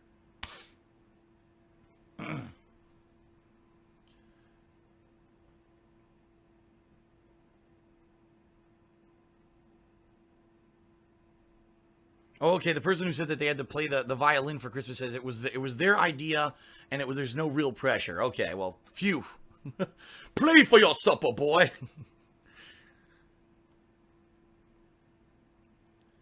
Secret Santa. Okay. Secret Santa, for me, I never did Secret Santa officially.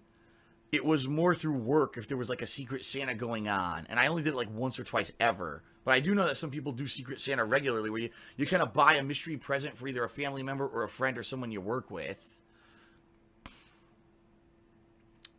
Super Blind Man says he plays the piano at Christmas. That's nice. Play music for your family. That's very nice. Christmas block party. Whoa. That must be pretty cool. If you're actually friendly with like all your neighbors, you have a big Christmas block party. There you go. For Christmas, I only listen to the NSYNC and the Backstreet Boys Christmas music. You know what? I got to bring this up. That was funny, because when the NSYNC and the Backstreet Boys were very popular in the late 1990s, we used to all go over to my great aunt's house for Christmas. And I remember there was this one year that my cousin, I told you I have 3 cousins who are girls. And, well, they're not really my cousins, they're my second cousins. They're the daughters of my godfather. They went into the den, because my great aunt had a den, but also like a bigger living room. Went to the den where the TV was, and they turned on MTV, and they blasted it. So we're all sitting in the living room. We're like, what is that sound over here? Merry Christmas and Happy Holidays.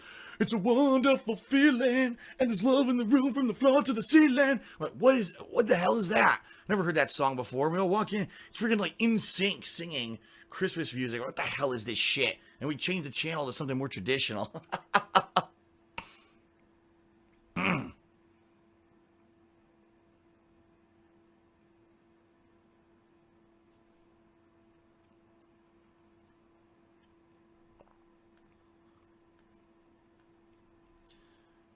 So anyone else have any traditions for the month of December? Christmas decorations or food or anything you want to talk about? Because then I'm going to move on to actual Christmas Eve and Christmas Day. Because I have 2 different stories to tell. Like my younger years and then kind of the older years when I became a teenager and older than that. So let's just see if anyone else has anything else to say.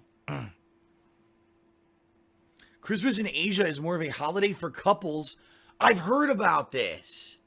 In Asia, Christmas is like almost like Valentine's Day, right?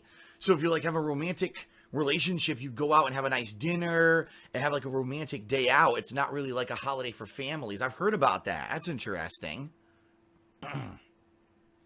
Every Christmas, I watch the movie Edward Scissorhands by Tim Burton. Yes, I do know that movie, but it's not... Is it a Christmas movie? I know there's snow. I think Christmas happens during the movie, but it's not necessarily considered a Christmas movie.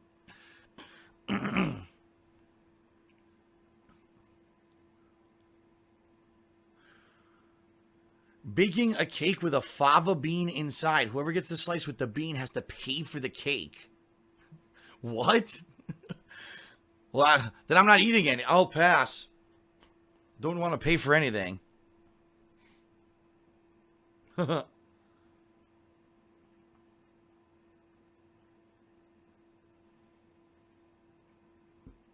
Eating in Amsterdam at the Klaus. Best spare ribs in Holland.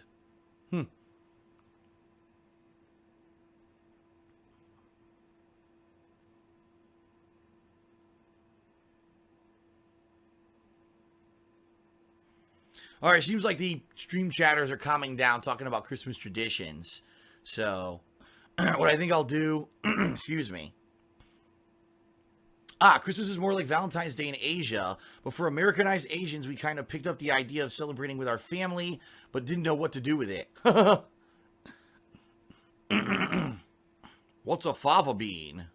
It's a kind of bean. Okay.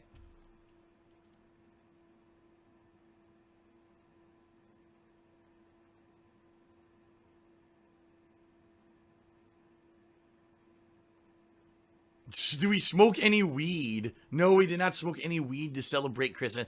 We both hate cigarettes, and we both hate just smoke in general.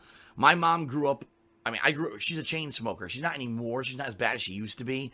But there were times when she would be smoking 1 to 2 packs a day.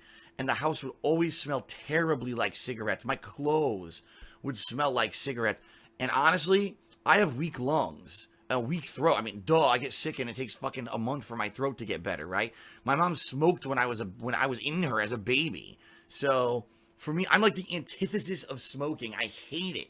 And even though weed, some people love it, I hate smoking. And I would never do it. I just hate it. It just inhaling the smoke into my lungs, I hate the feeling of it. It just feels ugh to me.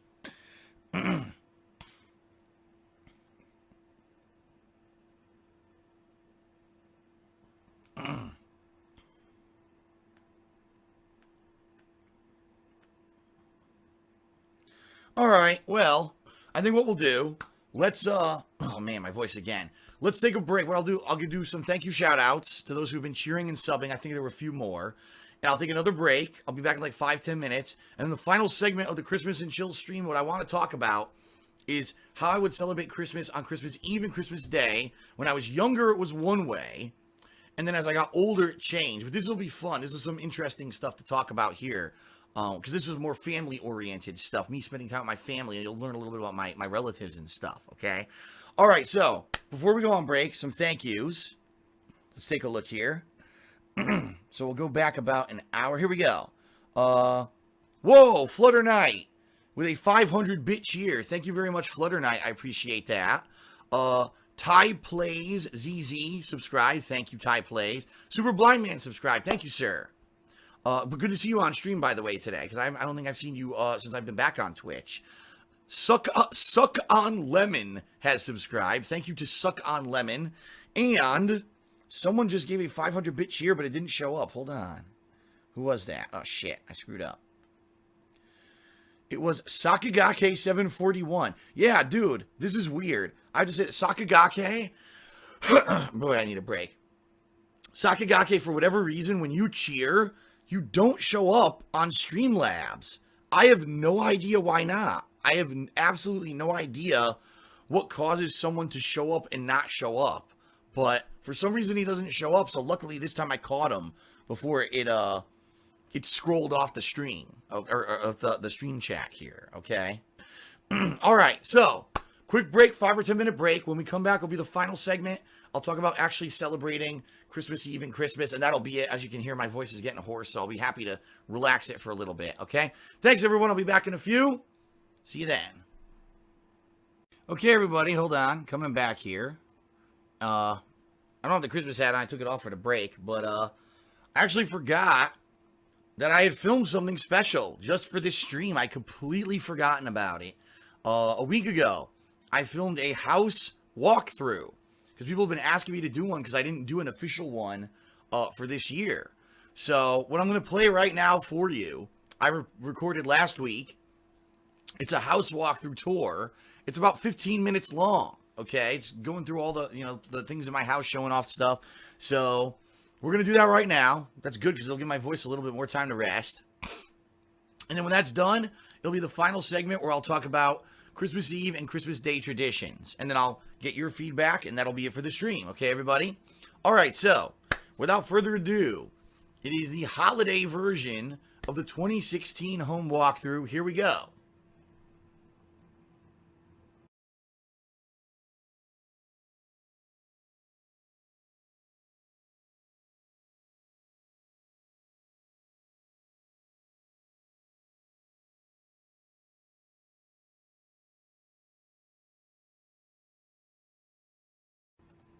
That did not work because there was no audio. Hold on. I goofed. There was no audio. I could fix that, though. Sorry about that. Hold on. Hold on. I screwed it up. I have to go mute the music.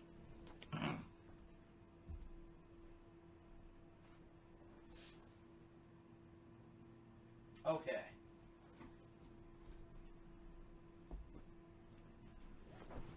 All right, now it should work. Let's test it.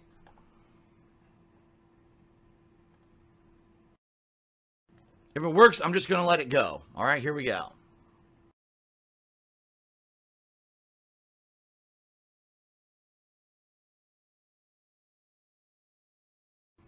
Now I got to figure out how to reset it because now you missed the beginning. Hold on. It's still playing. What is going on here? Maybe if I reselect it, hold on.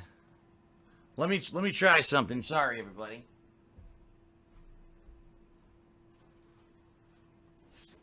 Still freaking playing here.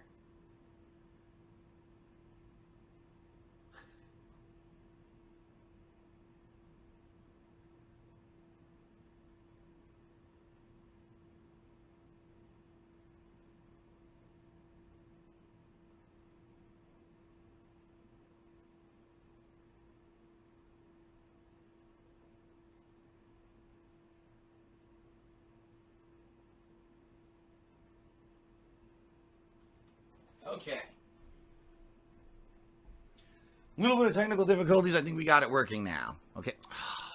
Now I got my goddamn screen tilted. God damn it.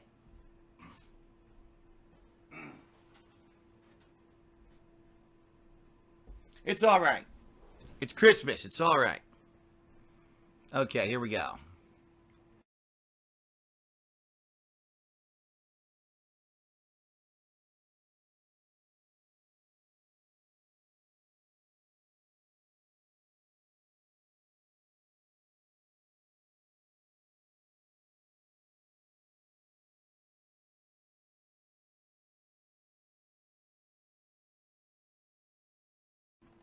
For some reason, it's not playing the audio, even though it did before. All right, you know what I'm going to do? I'm going to completely re-add it fresh, then it's going to work.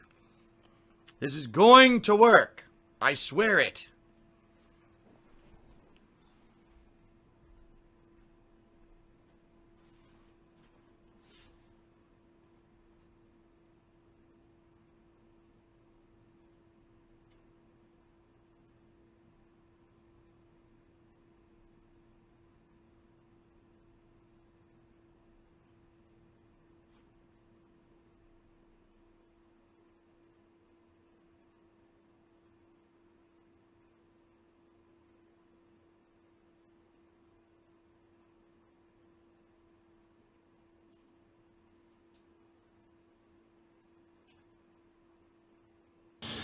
What is up, everyone? DSP here, and happy holidays 2016. As a special treat for the holiday, I wanted to do a house walkthrough. I have not done one of these in a while. I did a quick one back earlier, halfway through the year, because I did some home improvements when my parents were visiting.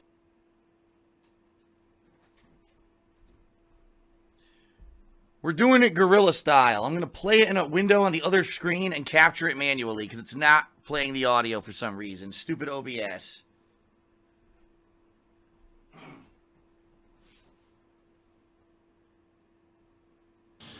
What is up, everyone? Ah.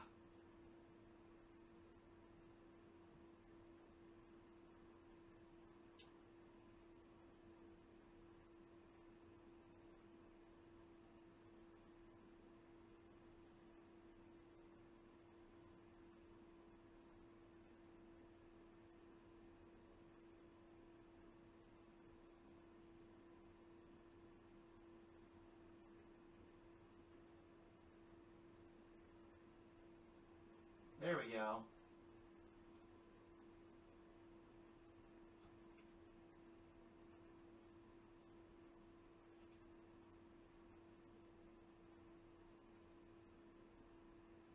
What the hell? Work.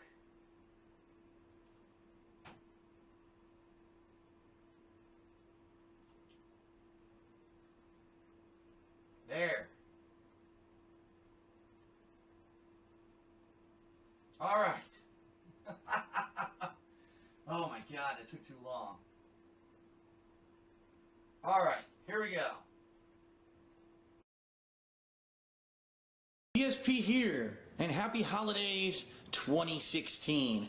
As a special treat for the holiday, I wanted to do a house walkthrough. I have not done one of these in a while. I did a quick one back earlier, halfway through the year, because I did some home improvements when my parents were visiting. But outside of that, I have not done an official walkthrough video of my house in quite some time. So I wanted to do one in honor of the holiday. So we'll start with the downstairs, and before we even get started, I just want to show you my hamster is awake. What are you doing? I caught you in the act doing something. What are you doing, Raisin? I think she was trying to climb up the side of the cage and she had flipped onto her back. So there she is. She's trying to climb up the cage. She does this all the time and she bites the bars if she makes it up there. She's just being silly. A silly, active hamster. All right. So let's take a look at the house starting from the very front, okay? Front door. To the left of the front door, this is our closet where we have all of our coats. We have all of our Christmas decorations and the like. Hats, all kinds of stuff, storage up there. Nothing too special, okay? This is our garage. Currently, Leanna is at work, so the car is not here. But this is our garage. Yes, that is my green screen setup, which I did actually use last year for a few things until I had to stop using it because of the false copyright issues I was getting on YouTube. Luckily, from what I understand, YouTube has changed now and they don't do false copyright stuff for any kind of fan art or anything like that. Therefore, it looks like perhaps in 2017 you'll see the return of green screen stuff, okay? Over here's our trash, very exciting. I'm sure you have recycling, compost, regular trash, all separated because they make you do that on the west coast of the United States. Here we now have all kinds of stuff in storage. Yes, we've got so much room now because my parents actually helped me earlier this year to clean stuff out. We go to Sam's Club and we buy in bulk all kinds of things like paper towels, paper plates and stuff like that, so we don't need to go shopping for that kind of stuff all the time. We also got some home decor stuff around here, so this is very much used a lot now. This is actually for Leanna's business, her soap making business. Well, not this bug spray, we keep that in here in case any bugs get in here, but outside of that, she actually puts down her soap here, okay, and uses this sealant to seal the soaps airtight with this professional system she bought. Cost a little bit of money, but it's been really worth it. This year she's improved the quality of her soaps because of it. So, and of course that's our heater and all of that, you know, over there in the corner. Very exciting, I'm sure, for you. Okay, moving further in, some nice artwork here in the front hallway.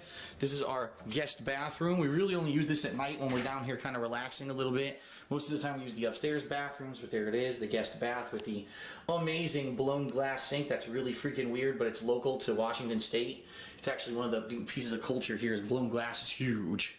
The washroom, it's a bit of a mess. We've been doing a lot of laundry lately, so we got kind of laundry strewn about here. But washer dryer, very nice, right here on the bottom floor. They're a more modern washer dryer from LG. They're really nice. We've never had really a problem with them. And all kinds of home decor stuff, sheets and throw pillows and comforters and shit that we just kind of store in here because it's really the only place in the house we have room. Christmas stuff from the Christmas decorations you're about to see shortly. All right, heading into the main hallway. Here you are, ladies and gentlemen, our beautiful Christmas tree in all of its regalia. underneath the Christmas tree are all of our Christmas presents. Now, these red boxes are just for show. They're not real presents, but next to them we've got real presents wrapped up, some for me and some for Leanna, which is nice. Our beautiful Christmas tree. And then as you'll see as we head upstairs, we've got garland, or I don't know what you would actually even really call that, going all the way up the staircase that's lit. Behind us here, you've got beautiful pictures of all the different places that Leanna and I have been. Very nice. It's kind of a record of the trips we've been on. We're hoping next year to hopefully go on one, because we haven't been on one now in a good 3 to 4 years. And honestly, we're kind of getting stir crazy. We really need to get out of here for about a week and do something interesting, because we're all overworked. I mean, listen to my voice, right? And I'm still working and doing stuff. We just need some time away for ourselves. But anyway, I digress. Our fridge is nothing special. I'll just gloss over it there. Our grocery list. I'm sure you really want to see that, right? Our Keurig coffee maker, our oven, which is kind of a really old oven, but it still works. Nothing really to complain about there. And vitamins and typical things you would see in a kitchen. Nothing that's going to blow you away or anything like that. Dirty dishes. A lot of this stuff is Elena's soap stuff, because she's been making different batches of soap for the business recently. So that's what you're seeing here, is different various things she uses to make soap. She just restocked the shop for the end of the year for all the sales and stuff she was doing. More storage, a nice countertop we got here. Our trash cans, our pantry is nice. Stores tons and tons of stuff in it. All different kinds of food items, baking items, ingredients for all kinds of drinks at the bottom. You know, the typical things. Popcorn balls now we're munching on for Christmas holiday season. All the kinds of stuff you would expect. Okay. Over here we've got our hamster, which I just showed you. But then on the back wall, area here is our dining room. This is our dining room table. Of course, usually it's just us, so really we only need half of it, which is funny because the other half has once again become kind of storage for her soap right now, her soap making antics. Although I'm sure that this will be cleaned up soon, especially because she had a lot of big orders and stuff. So she'll be moving all this into her more storage areas upstairs in her office. This is just because recently she's been making a lot of product. But fast food coupons, which we always have here, for look out for DSP tries it when we do it.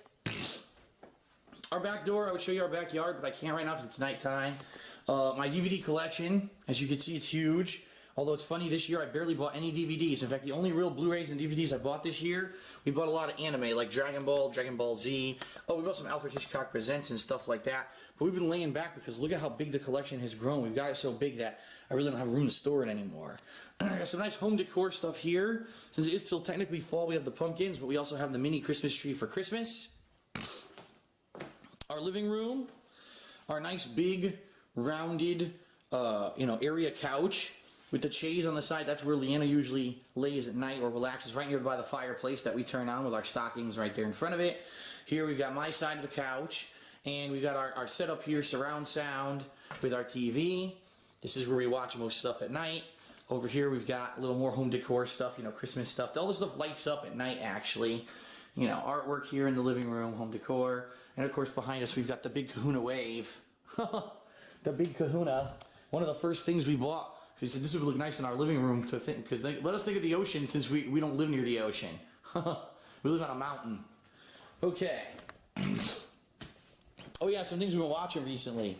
All different holiday themed movies and things we've been watching recently. As we watch them, I stack them here and I'm going to put them back in another week or so when the Christmas time is over. Look, we've been watching all these holiday themed things. I've been posting pictures up of them on Instagram recently. Okay.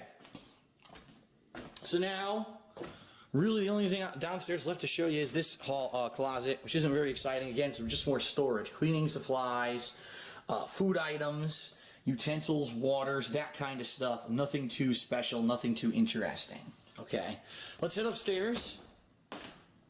There's my axe, just in case anyone tries to break in. I can easily grab it and stab people with it. Self-defense. In addition, I have another one upstairs near the bed. So there you have it.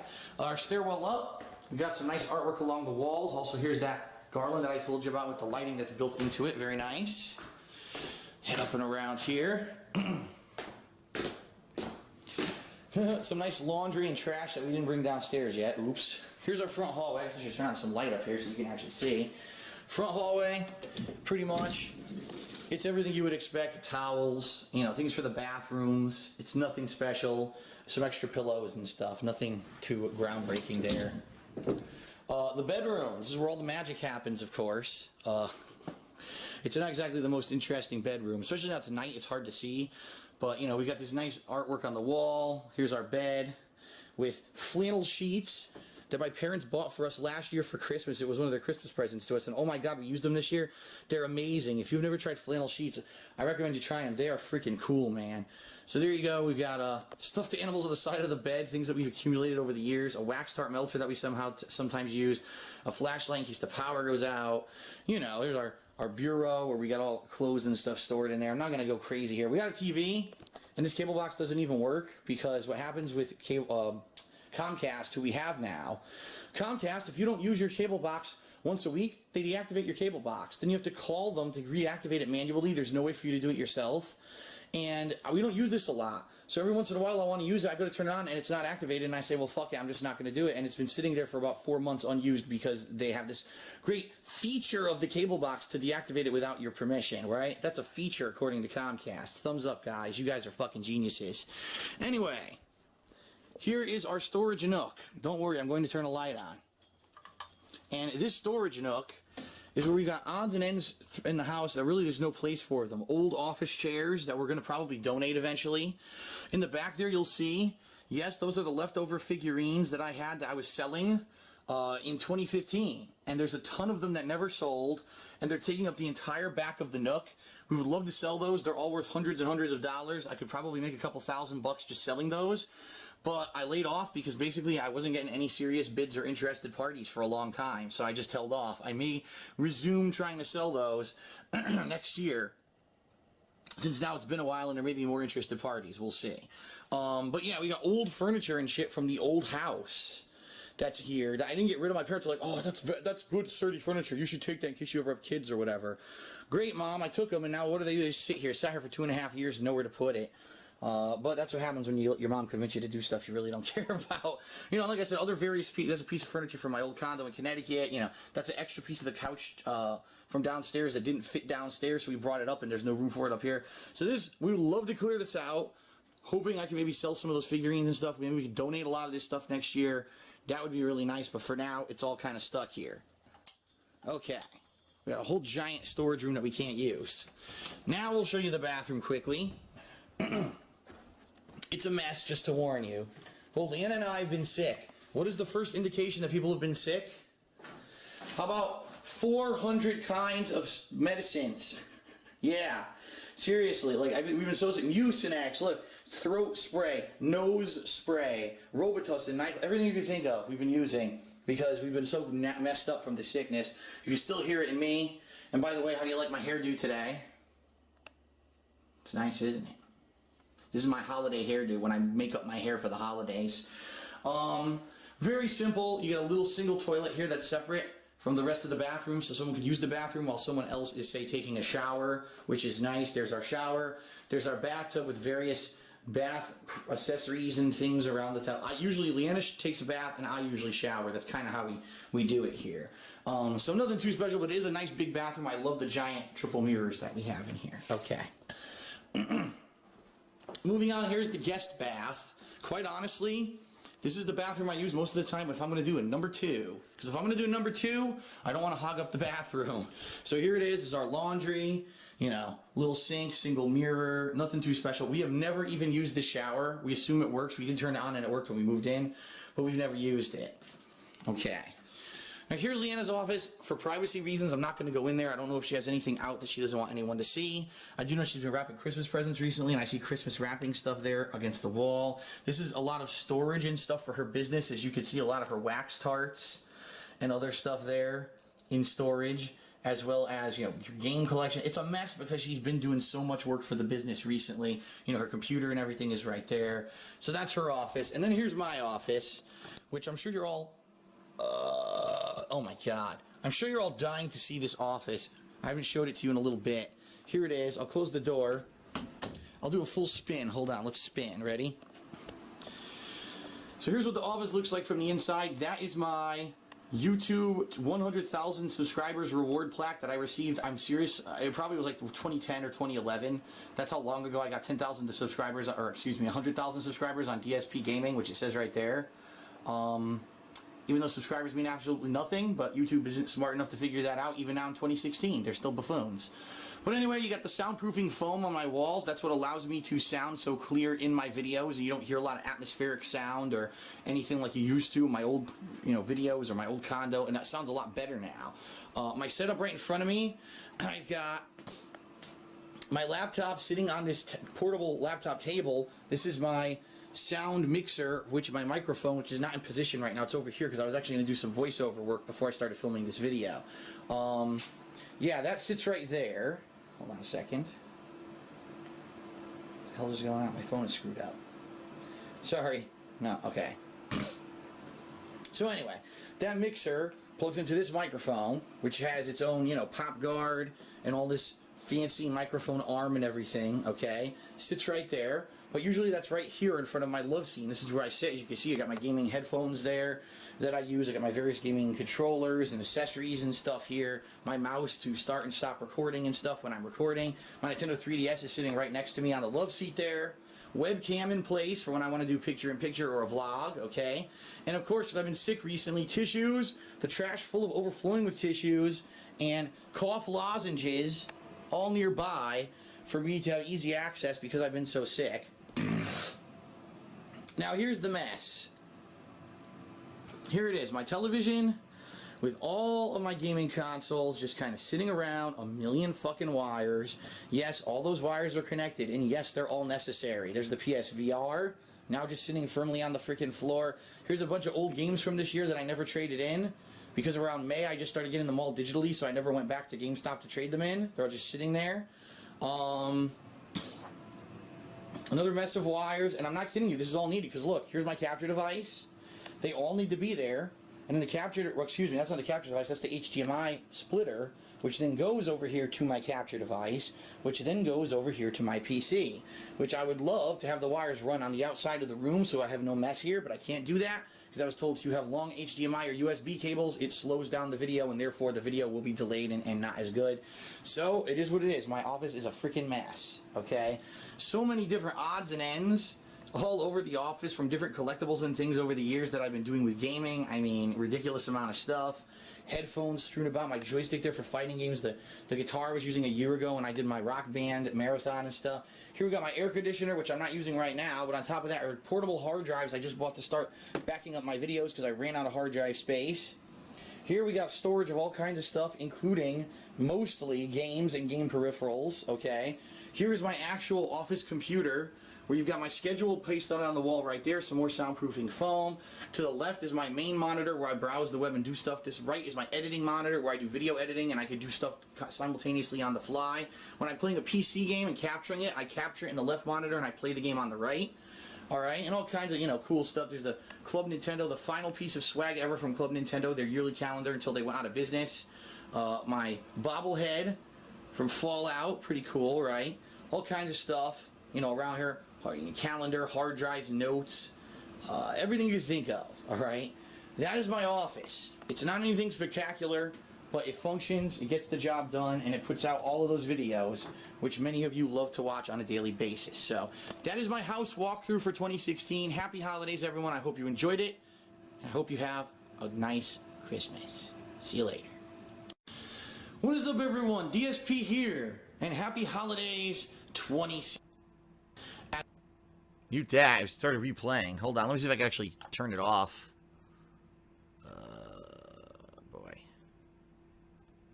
There, I turned it off. Good. Alright, so I hope you enjoyed that. Boy, was that a pain in the butt to set up. But eventually I got it working. Thanks for being patient there, everyone. I had it set up and then it didn't work when I went to play. It was muted. So, hopefully you liked it. Home walkthrough for the year. Honestly, not a lot changes. You know what I mean? Now that we're settled in here, not too much changes over the course of the year, besides maybe home decor items and stuff. It was nice to have the Christmas tree down there to show you, and the Christmas decorations and stuff like that. But not too much changing, so the home walkthrough, unless something significant happens, probably won't happen too often, okay? Alright, well, time for the final segment, ladies and gentlemen, okay? I'm going to say right now, there's already people spamming the stream chat with nonsense. Time to end that. because it is time to do the final segment of the stream. In this segment, I want to talk about two things. I want to talk about how I celebrated Christmas Eve and Christmas Day when I was younger, and then as I started to get older, teenager, into my 20s, how that changed, okay? So when I was younger, my family got along. And what I mean by that is it was never like I didn't have a grandmother or grandfather on either side of the family who either lived nearby or was alive. They passed away when I was very young, or in the case of my dad's parents, they moved away and I haven't ever even met them, okay? So I never really had grandparents. What I had was a great aunt and uncle, so the aunt and uncle of my mother, who kind of were surrogate grandparents for me since I didn't have any real grandparents anywhere near me that I could celebrate the holidays with. Now, also, there was my mom's cousins who ended up becoming my godparents, and their three daughters, my second cousins, who kind of ended up kind of being like cousins or friends to me when I was younger. So, during the holidays, we would all get together at various different times. So, for example, for Christmas Eve, what we would do is we would all go over and meet at my godmother and father's house, all right? Which actually is very close to where my parents lived in Connecticut. So incidentally, it would be like a 10-minute drive and we'd be there. We would go there Christmas Eve night, and it would be myself and my cousin Melissa, my parents, obviously my godmother and godfather, and then it would be my great uncle, my great aunt, who I called grandma and grandpa because I thought that they were basically my grandparents, and my three little cousins. Now, some other years, other people would come, and sometimes they wouldn't. Sometimes my godparents' parents would show up, and they would kind of be like other grandparents, even though they really weren't. And sometimes there'd be other people there as well. My godmother, or excuse me, my godfather had a brother named Michael who was kind of the oddball of the family. He was about the same age as my godfather, but he never got married.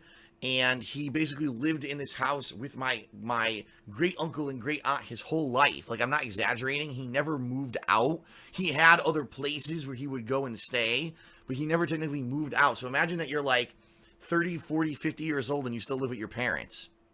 He still did. I don't know what the deal was with that. And quite honestly, I never asked because it was none of my business. But anyway, we would head over there and we would celebrate the Christmas Eve together. Now, what kind of stuff would we do? Well, we would have dinner. And it would be a big family dinner. We'd have the giant table where all the adults would sit. And then there was the kids' table where it was myself and my cousin Melissa and my three second cousins all sitting at that table. Honestly, and I'll be honest here, I really don't remember too much about what we would eat there.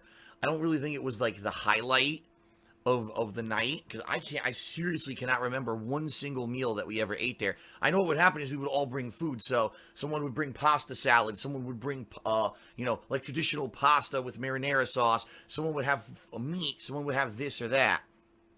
And we would all share the food, but I don't remember particularly. Nothing that didn't stand out. What I do remember stood out is my grandmother would always make fried dough. Now, this apparently is a Polish tradition, if I'm supposed to understand it properly. It would be dough, balls of dough, not really balls, but like shapes of dough, and you would throw it into a fryer, fry it up, and you would take it out, and you would actually dip it in powdered sugar and eat it fresh, and it would actually taste pretty good. Now, of course, it's terrible for you, but it was a family tradition. Waffle cookies, if I remember correctly, were a tradition, where it was these cookies that were kind of made of like a crispy waffle consistency, but they were shaped like snowflakes. We would eat those every year. And if I remember correctly, oh God, what was the third? Oh, as I said, we grew up in a Roman Catholic family. Oh, the whole family was Roman Catholic. So we would have these wafers that were supposed to be, I don't know if it was real or not, they were supposed to be the Eucharist. Okay? So we would have dinner, but we would also have the dinner Eucharist. So it's kind of like having communion at dinner. It was kind of weird, honestly, because it's not like we had a priest there or anything, but we would still do it. I know there's some families that still do this to this day, but I don't really understand because I was always under the impression that the Eucharist is something that a priest gives you. So I don't know why we did it at home like that. But, so we would have all this food. And of course, there'd be candy around the house or whatever. But the big highlight of the night every year is that my great uncle would dress up as Santa Claus. And he would come out dressed as Santa with a big sack of toys. And basically, he would sit down in the big chair in the big open living room. And each of us kids would sit on his lap. And he would say, have you been a good boy? You know, what do you want for Christmas? And then he would hand us some toys that were wrapped up. Now, I remember specifically that the very first year that this happened, that we all did this, I was too young to even, you know, have any conscious thought of what was going on. But I remember, as I was getting older, okay, I asked my parents, I was like, Mommy, Daddy, why would Santa be at Grandma's house, but then bring us toys overnight to our house? If he was already there, why wouldn't he just give us all of our presents at once? To which, of course, they'd be like, duh, because obviously, you know, at that point, I believe that Santa existed. So I believe, if I remember correctly, my parents actually just told me right up front, the first time that I ever asked them, they were like, no, that's not Santa.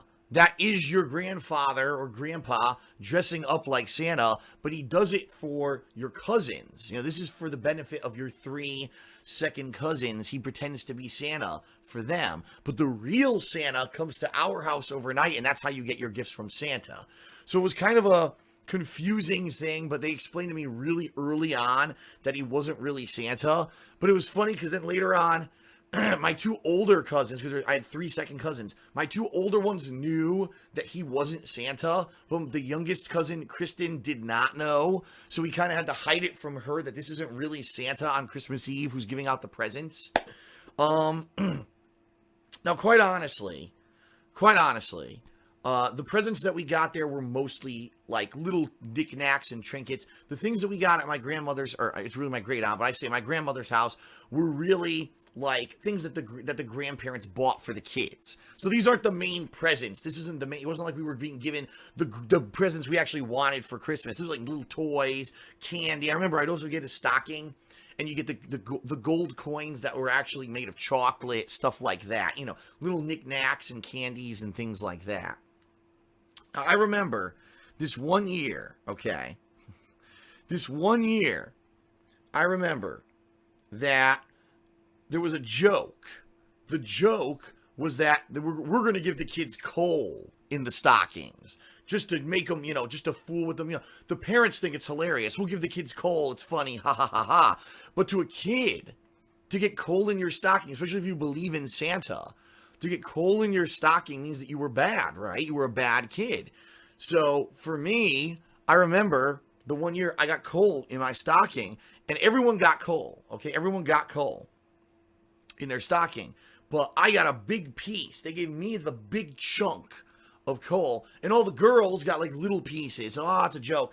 I got a giant lump of coal, and I remember pulling it out, and to me, I'm looking at this, and I'm like, I felt bad. I was like, man, I must have done something really bad or like really misbehaved this year.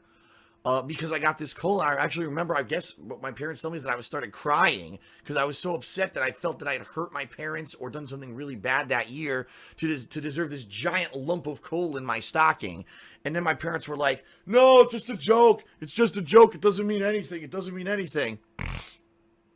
So I ended up actually keeping the coal and putting it on top of one of my dressers as like a decoration for my room for like the next 5 years. I kept the coal and put it in there. So it was kind of funny because you think, you know, coal in the kid's stocking, that's a joke, it's a tongue-in-cheek joke. But for me, you know, as being a kid, I actually felt really bad. I actually felt really, really bad. Let's see. What else? I'm trying to think if there's anything else notable. Honestly, those were nice. It's funny because I look back today. I really look back on those and I reminisce, and I'm like, I'm really happy that I had those holidays with my family, to have that family experience. Okay. Then what we would do, so that would be Christmas Eve. We'd all have dinner there at my grandparents' house. All right, or it's really my great aunt and great uncle. And then on Christmas Day, my great aunt and uncle would visit us. My mom's brother, Uncle Richie, would visit us. And they would bring us more presents, okay? And then I remember after everyone visited us during the day, we would go visit my great aunt Aggie, who was the sister of my grandmother. We'd go visit her, but that was usually a quick visit because there was no kids there. It was really just the aunt and and her daughters, so it was older people. So for me, obviously, there was nothing super interesting there. So we would do that, and then we would go out and to my godparents' house, which is my godparents and the 3 daughters, who I already mentioned, my 3 second cousins. We would go to their house, which was much further out in Connecticut. It was a long drive. It was like a 45-minute drive to get out there. Now, they had a very nice house. My godfather was an engineer, and being an engineer for Sikorsky, you can make a ton of money. So he had big money. He had a big ritzy house. The house was giant. Every girl had their own bedroom. They had this gigantic backyard where in the summer we would go and play baseball and stuff. But it was nice. It was a good place to have Christmas because it was such a large house. So we would go there and we would celebrate. We'd have a meal, and we would exchange presents. I would give them the presents and they would give me, we would exchange our presents there. And that's how we basically celebrated Christmas when I was younger. Now, as for me and my parents, we would not exchange presents until Christmas morning. So there was none of that, preview presents on Christmas Eve and stuff like that. No, it was basically go to my great aunt's house, have dinner, celebrate, come home, go to sleep, wake up, and Christmas Day we would all exchange our gifts, okay, whatever. And then we would go out, we would have breakfast, people would start showing up, exchange all the gifts, then go to my great aunt's house for Christmas night. Excuse me, my godparents' house for Christmas night. And then, sadly, something happened. I don't really know the story behind everything. I don't know the true story behind the scenes. The thing was, when I was growing up as a teenager, I had my own shit going on, right? I had my own friends at school. I had my own relationships with girls. I had all this stuff going on. I didn't care about family drama. I was at that age when you stop really caring about the family drama and all. You don't want to get involved in it, right? So something happened, and there was a falling out between my parents, my godparents, and my great aunt and great uncle. From what I'm to understand, this is really weird, okay? Like, we would still go see my great aunt and great uncle, and my godparents would still see my great aunt and great uncle. But for whatever reason, we stopped going to my grandparents' house on Christmas Eve, and I don't know what it was. I don't know if it was like, there was a falling out, they were angry at each other or whatever, and it was because of that we didn't want to have the Christmas Eve there anymore. It was very confusing. I don't even understand what the hell happened, all right? But the bottom line is we stopped having Christmas Eve there. So really, we didn't have a Christmas Eve tradition anymore, and what ended up happening was my dad was a huge fan of the movie A Christmas Story, okay? Now, for those of you who don't know, A Christmas Story is a movie about a family in, I think it's supposed to be 1950s United States.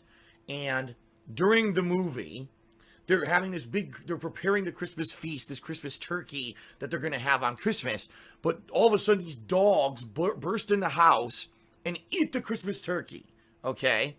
And so they eat the turkey, and now the family has no meal for Christmas. So instead of panicking, and instead of saying, oh my God, we have no Christmas meal, what are we going to do? They go to a Chinese restaurant. And at the Chinese restaurant, they're introduced to Chinese turkey, which is duck, okay? So my dad said, what the hell, if we're not going to be able to have our own family Christmas where we all go together Christmas Eve and we celebrate, why don't we just go out Christmas Eve to an Asian restaurant? So we started doing this, and I remember the original restaurant that we started going to was a more upscale Chinese restaurant, and we started getting duck, and every year it was plum duck. It was duck breast and nice thinly sliced duck, and it was a plum sauce, and you dip the duck in the plum sauce, and oh my god, if you've never had duck like that, you gotta try it. An Asian preparation of duck is mouth-wateringly delicious because duck is a very fatty fowl, and it is just, oh, it just melts in your mouth. It is so tender and juicy and delicious. You're gonna love duck if you've never tried it. I definitely recommend you try duck, okay? So, we were doing that for a while, going to this particular Asian restaurant for like 5, 6, 7 years. Then they closed. So then we started going to a different Asian restaurant that was further out. And this restaurant didn't have the duck platter, but oh my god, did they have these delicious specials, you know. They would have shrimp with beef, with chicken, and they would mix it all up over either rice or noodles or whatever as a oh, they were really, really, really good. And incidentally, it was Christmas Eve, all right, 2010, for those who don't know, when I was actually starting my YouTube career. Remember, I started in 2008, but in late 2010, I lost my job. I lost my office job. And we were at this Asian restaurant on Christmas Eve, and it was very uncertain what was going to happen. I didn't know if I was going to make money doing YouTube or whatever. And my fortune that night in the fortune cookie at the Chinese restaurant was, you know, something like, you will have good fortune with your finances, or it was like, you don't have to worry about your finances moving forward. You're going to have good luck, or something like that. You know, and this was a time when I just lost my office job. There was no other jobs to get in the area. So for me to be trying to do YouTube full time was incredibly risky. I was seen as the underdog. This guy, I didn't have a lot of notoriety. I didn't have a lot of money or production value. I was a one-man show, a guy just playing games and reviewing games and having fun with games. And I didn't know if I was going to be able to do it as a job and be able to pay my bills. At that point, I was very nervous about losing my house that I had just bought the year before, and basically going into massive debt, maybe bankruptcy, because I wasn't going to be able to find a job or whatever. So this fortune cookie actually gave me confidence in trying to do YouTube as a job. And lo and behold, the next year I partnered with Machinima. I started making good money, and the rest is history. Here I am, you know, still doing YouTube and still doing Twitch and doing all this stuff for a living, which is kind of crazy when you think about it, okay? It was also around this time when we stopped going to my grandparents' house that I started having this arrangement with my parents. It was like, well, since we're not going to have a family Christmas anymore, and I apologize because as you can hear, my voice is starting to go out now at this point. Don't worry, I'm almost done. It was at this point when I made an arrangement with my parents. I was like, well, since we don't have a family Christmas anymore, I'm not involved, not my fault that we're not going to have a family Christmas anymore. We should do one gift exchange on Christmas Eve, and then the rest on Christmas morning. Okay, which is what we started doing. So on Christmas Eve night, we would go and have our Asian food, come home, and we'd each exchange one particular gift, go to sleep, and then the next morning, we'd exchange the rest of the gifts, okay? Now, eventually, this turned into, let's just exchange all of our gifts on Christmas Eve, because sadly, as you get older, you're not expecting anything amazing. You know, oh, wow, I'm going to get this gift that's really going to blow me away from my parents or from, you know, a relative. You know, you're going to get clothes. You're going to get a knick-knack. You're not going to get anything amazing anymore. So as we got older, it was just like, well, on Christmas Eve, we'll just exchange all the gifts and get it over with. And that is actually what we eventually started doing, you know. So it was funny because at the very least, even though all the drama happened behind the scenes and over time I stopped really spending Christmas with my family for whatever reason. Again, I still don't even know the reason. I don't actually know what happened behind the scenes that the whole family had this falling out and we stopped getting together for major holidays and stuff. Because it wasn't just Christmas. We would get together for birthdays, you know, from any major event. And then all of a sudden, in like the late 1990s, early 2000s, it all came to a screeching halt, and I have no idea why. At the very least, I was able to experience that for a limited period of time, because there's some people that never get to have a family Christmas. And I think that's a shame. You should at least at some point in your life be able to experience to have that family interaction. Okay? All right. So, to end the stream, I'm just curious, for those who are watching live, What are your traditions for Christmas Eve and Christmas Day? Do you visit certain family on one day? Do you just do everything? How do you exchange gifts? Do you give all the gifts on Christmas Day, or do you have like an exchange of one gift early and then later? I'm curious to what people have to say in the stream chat, and that'll be the end because you hear, "Ugh, my voice is now shot. Time to give it a rest for tonight."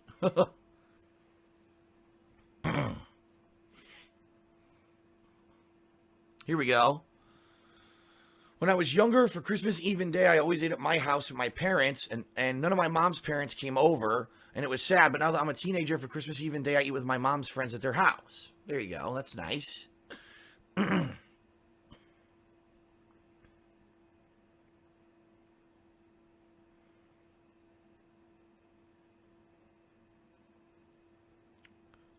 We have dinner and presents on the eve of the 24th. So some people just do everything on Christmas Eve. That's interesting.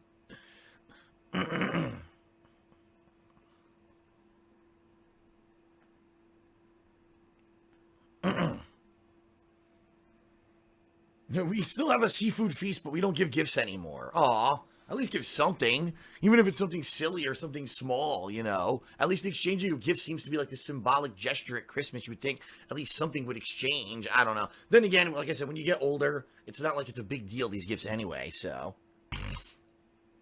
I gave my friend and gal pal their gifts a few days ago. My family got all of theirs today. Okay. So more friends before Christmas and then family on Christmas. Okay. I usually spend Christmas Eve with my mom and sisters. Then on Christmas Day, I go out and I spend time with relatives. Makes sense. We usually go from house to house and never have a set place where we celebrate Christmas. We still party hard and have fun. That's cool. We always exchange gifts on Christmas Day. On Christmas Eve, my mom's friends give me kisses. Oh. A barrage of kisses. We always open Christmas trees that have been placed under the tree only on Christmas morning. Okay. So everyone's different. It doesn't seem to be consistent, right? Me and my family used to go to my aunt's house and celebrate Christmas, but because my aunt's children now live off island, they would visit them. Thus, I no longer go to my aunt's house. Well, I guess that makes sense. Our mother gets us up at 7 a.m. to open presents on Christmas Day. When I was a kid, I would wake up at like 6 a.m. and my parents would be like, no, we're not opening gifts till 8 at least at the earliest. Now, you know, of course, now I fuck that. Sleep as long as I can, right?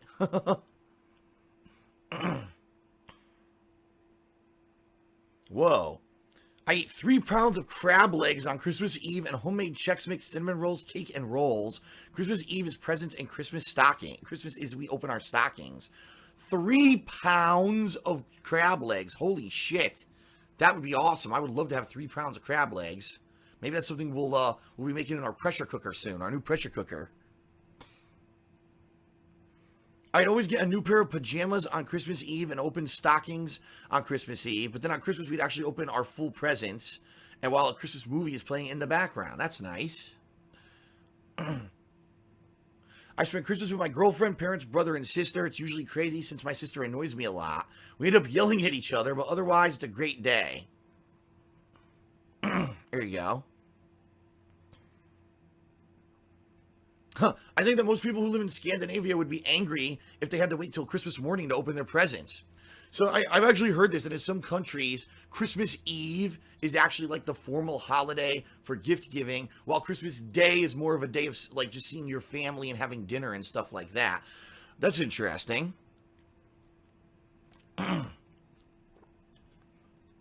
Christmas gifts and Christmas morning, then we eat breakfast. Then I watch a stream while I eliminate Christmas noobs online.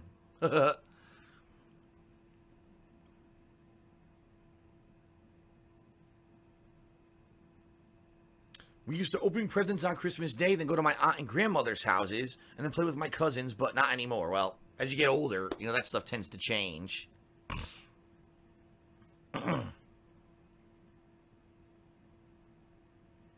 All right, starting to wind down in the stream chat. That's pretty interesting. These different Christmas... The thing about the stuff that we learned today, right?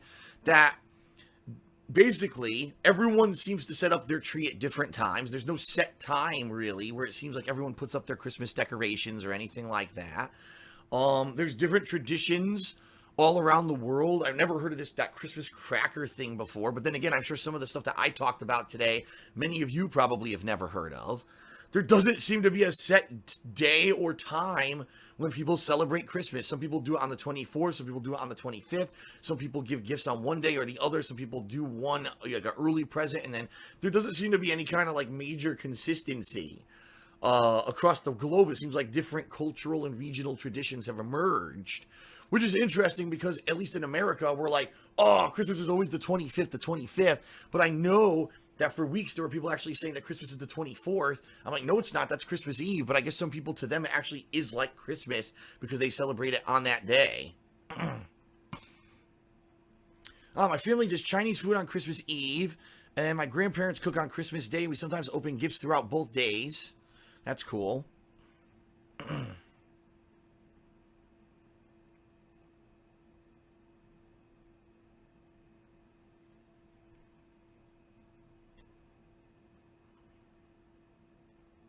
All right.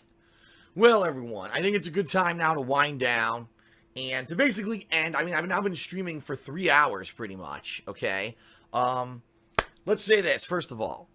Merry Christmas and happy holidays to everyone out there. No matter what it is you celebrate, I hope that you had a good celebration. I hope that it was a safe one. And I certainly hope that you got everything that you wanted, right? Thank you to those who joined me live on stream today. My voice sounded a lot better earlier. Now it's very hoarse because I just talked for 3 hours. Thank goodness I get a night to relax here before tomorrow, okay? This was an experiment. This was something very different from the norm of what I do. Certainly, I hope that it was entertaining. I hope that it was informative. I hope that you found it worth your time. We actually had pretty damn good attendance. I was not expecting that this many people would be here live, okay? Now, I've supposedly archived the stream. Fingers crossed and everything that it actually works. I don't know how long it takes for the archive to show up. What I'm going to do is I'm going to make it a highlight here on my channel so that it'll stay here permanently. It won't go away. So for those who were not able to watch here live, or if you were watching live but you missed out on part of the stream, you'll be able to go back and watch it on demand at your leisure. Okay? Without further ado, let's end it. Let's give a final thank you to everyone who's been here, but also let's give a final thank you to those who cheered and subbed. Let's see if anyone new has done that since the last time I did this. Oh, yeah. Hold on a second. Whoa. Some pretty good cheers here. All right. So,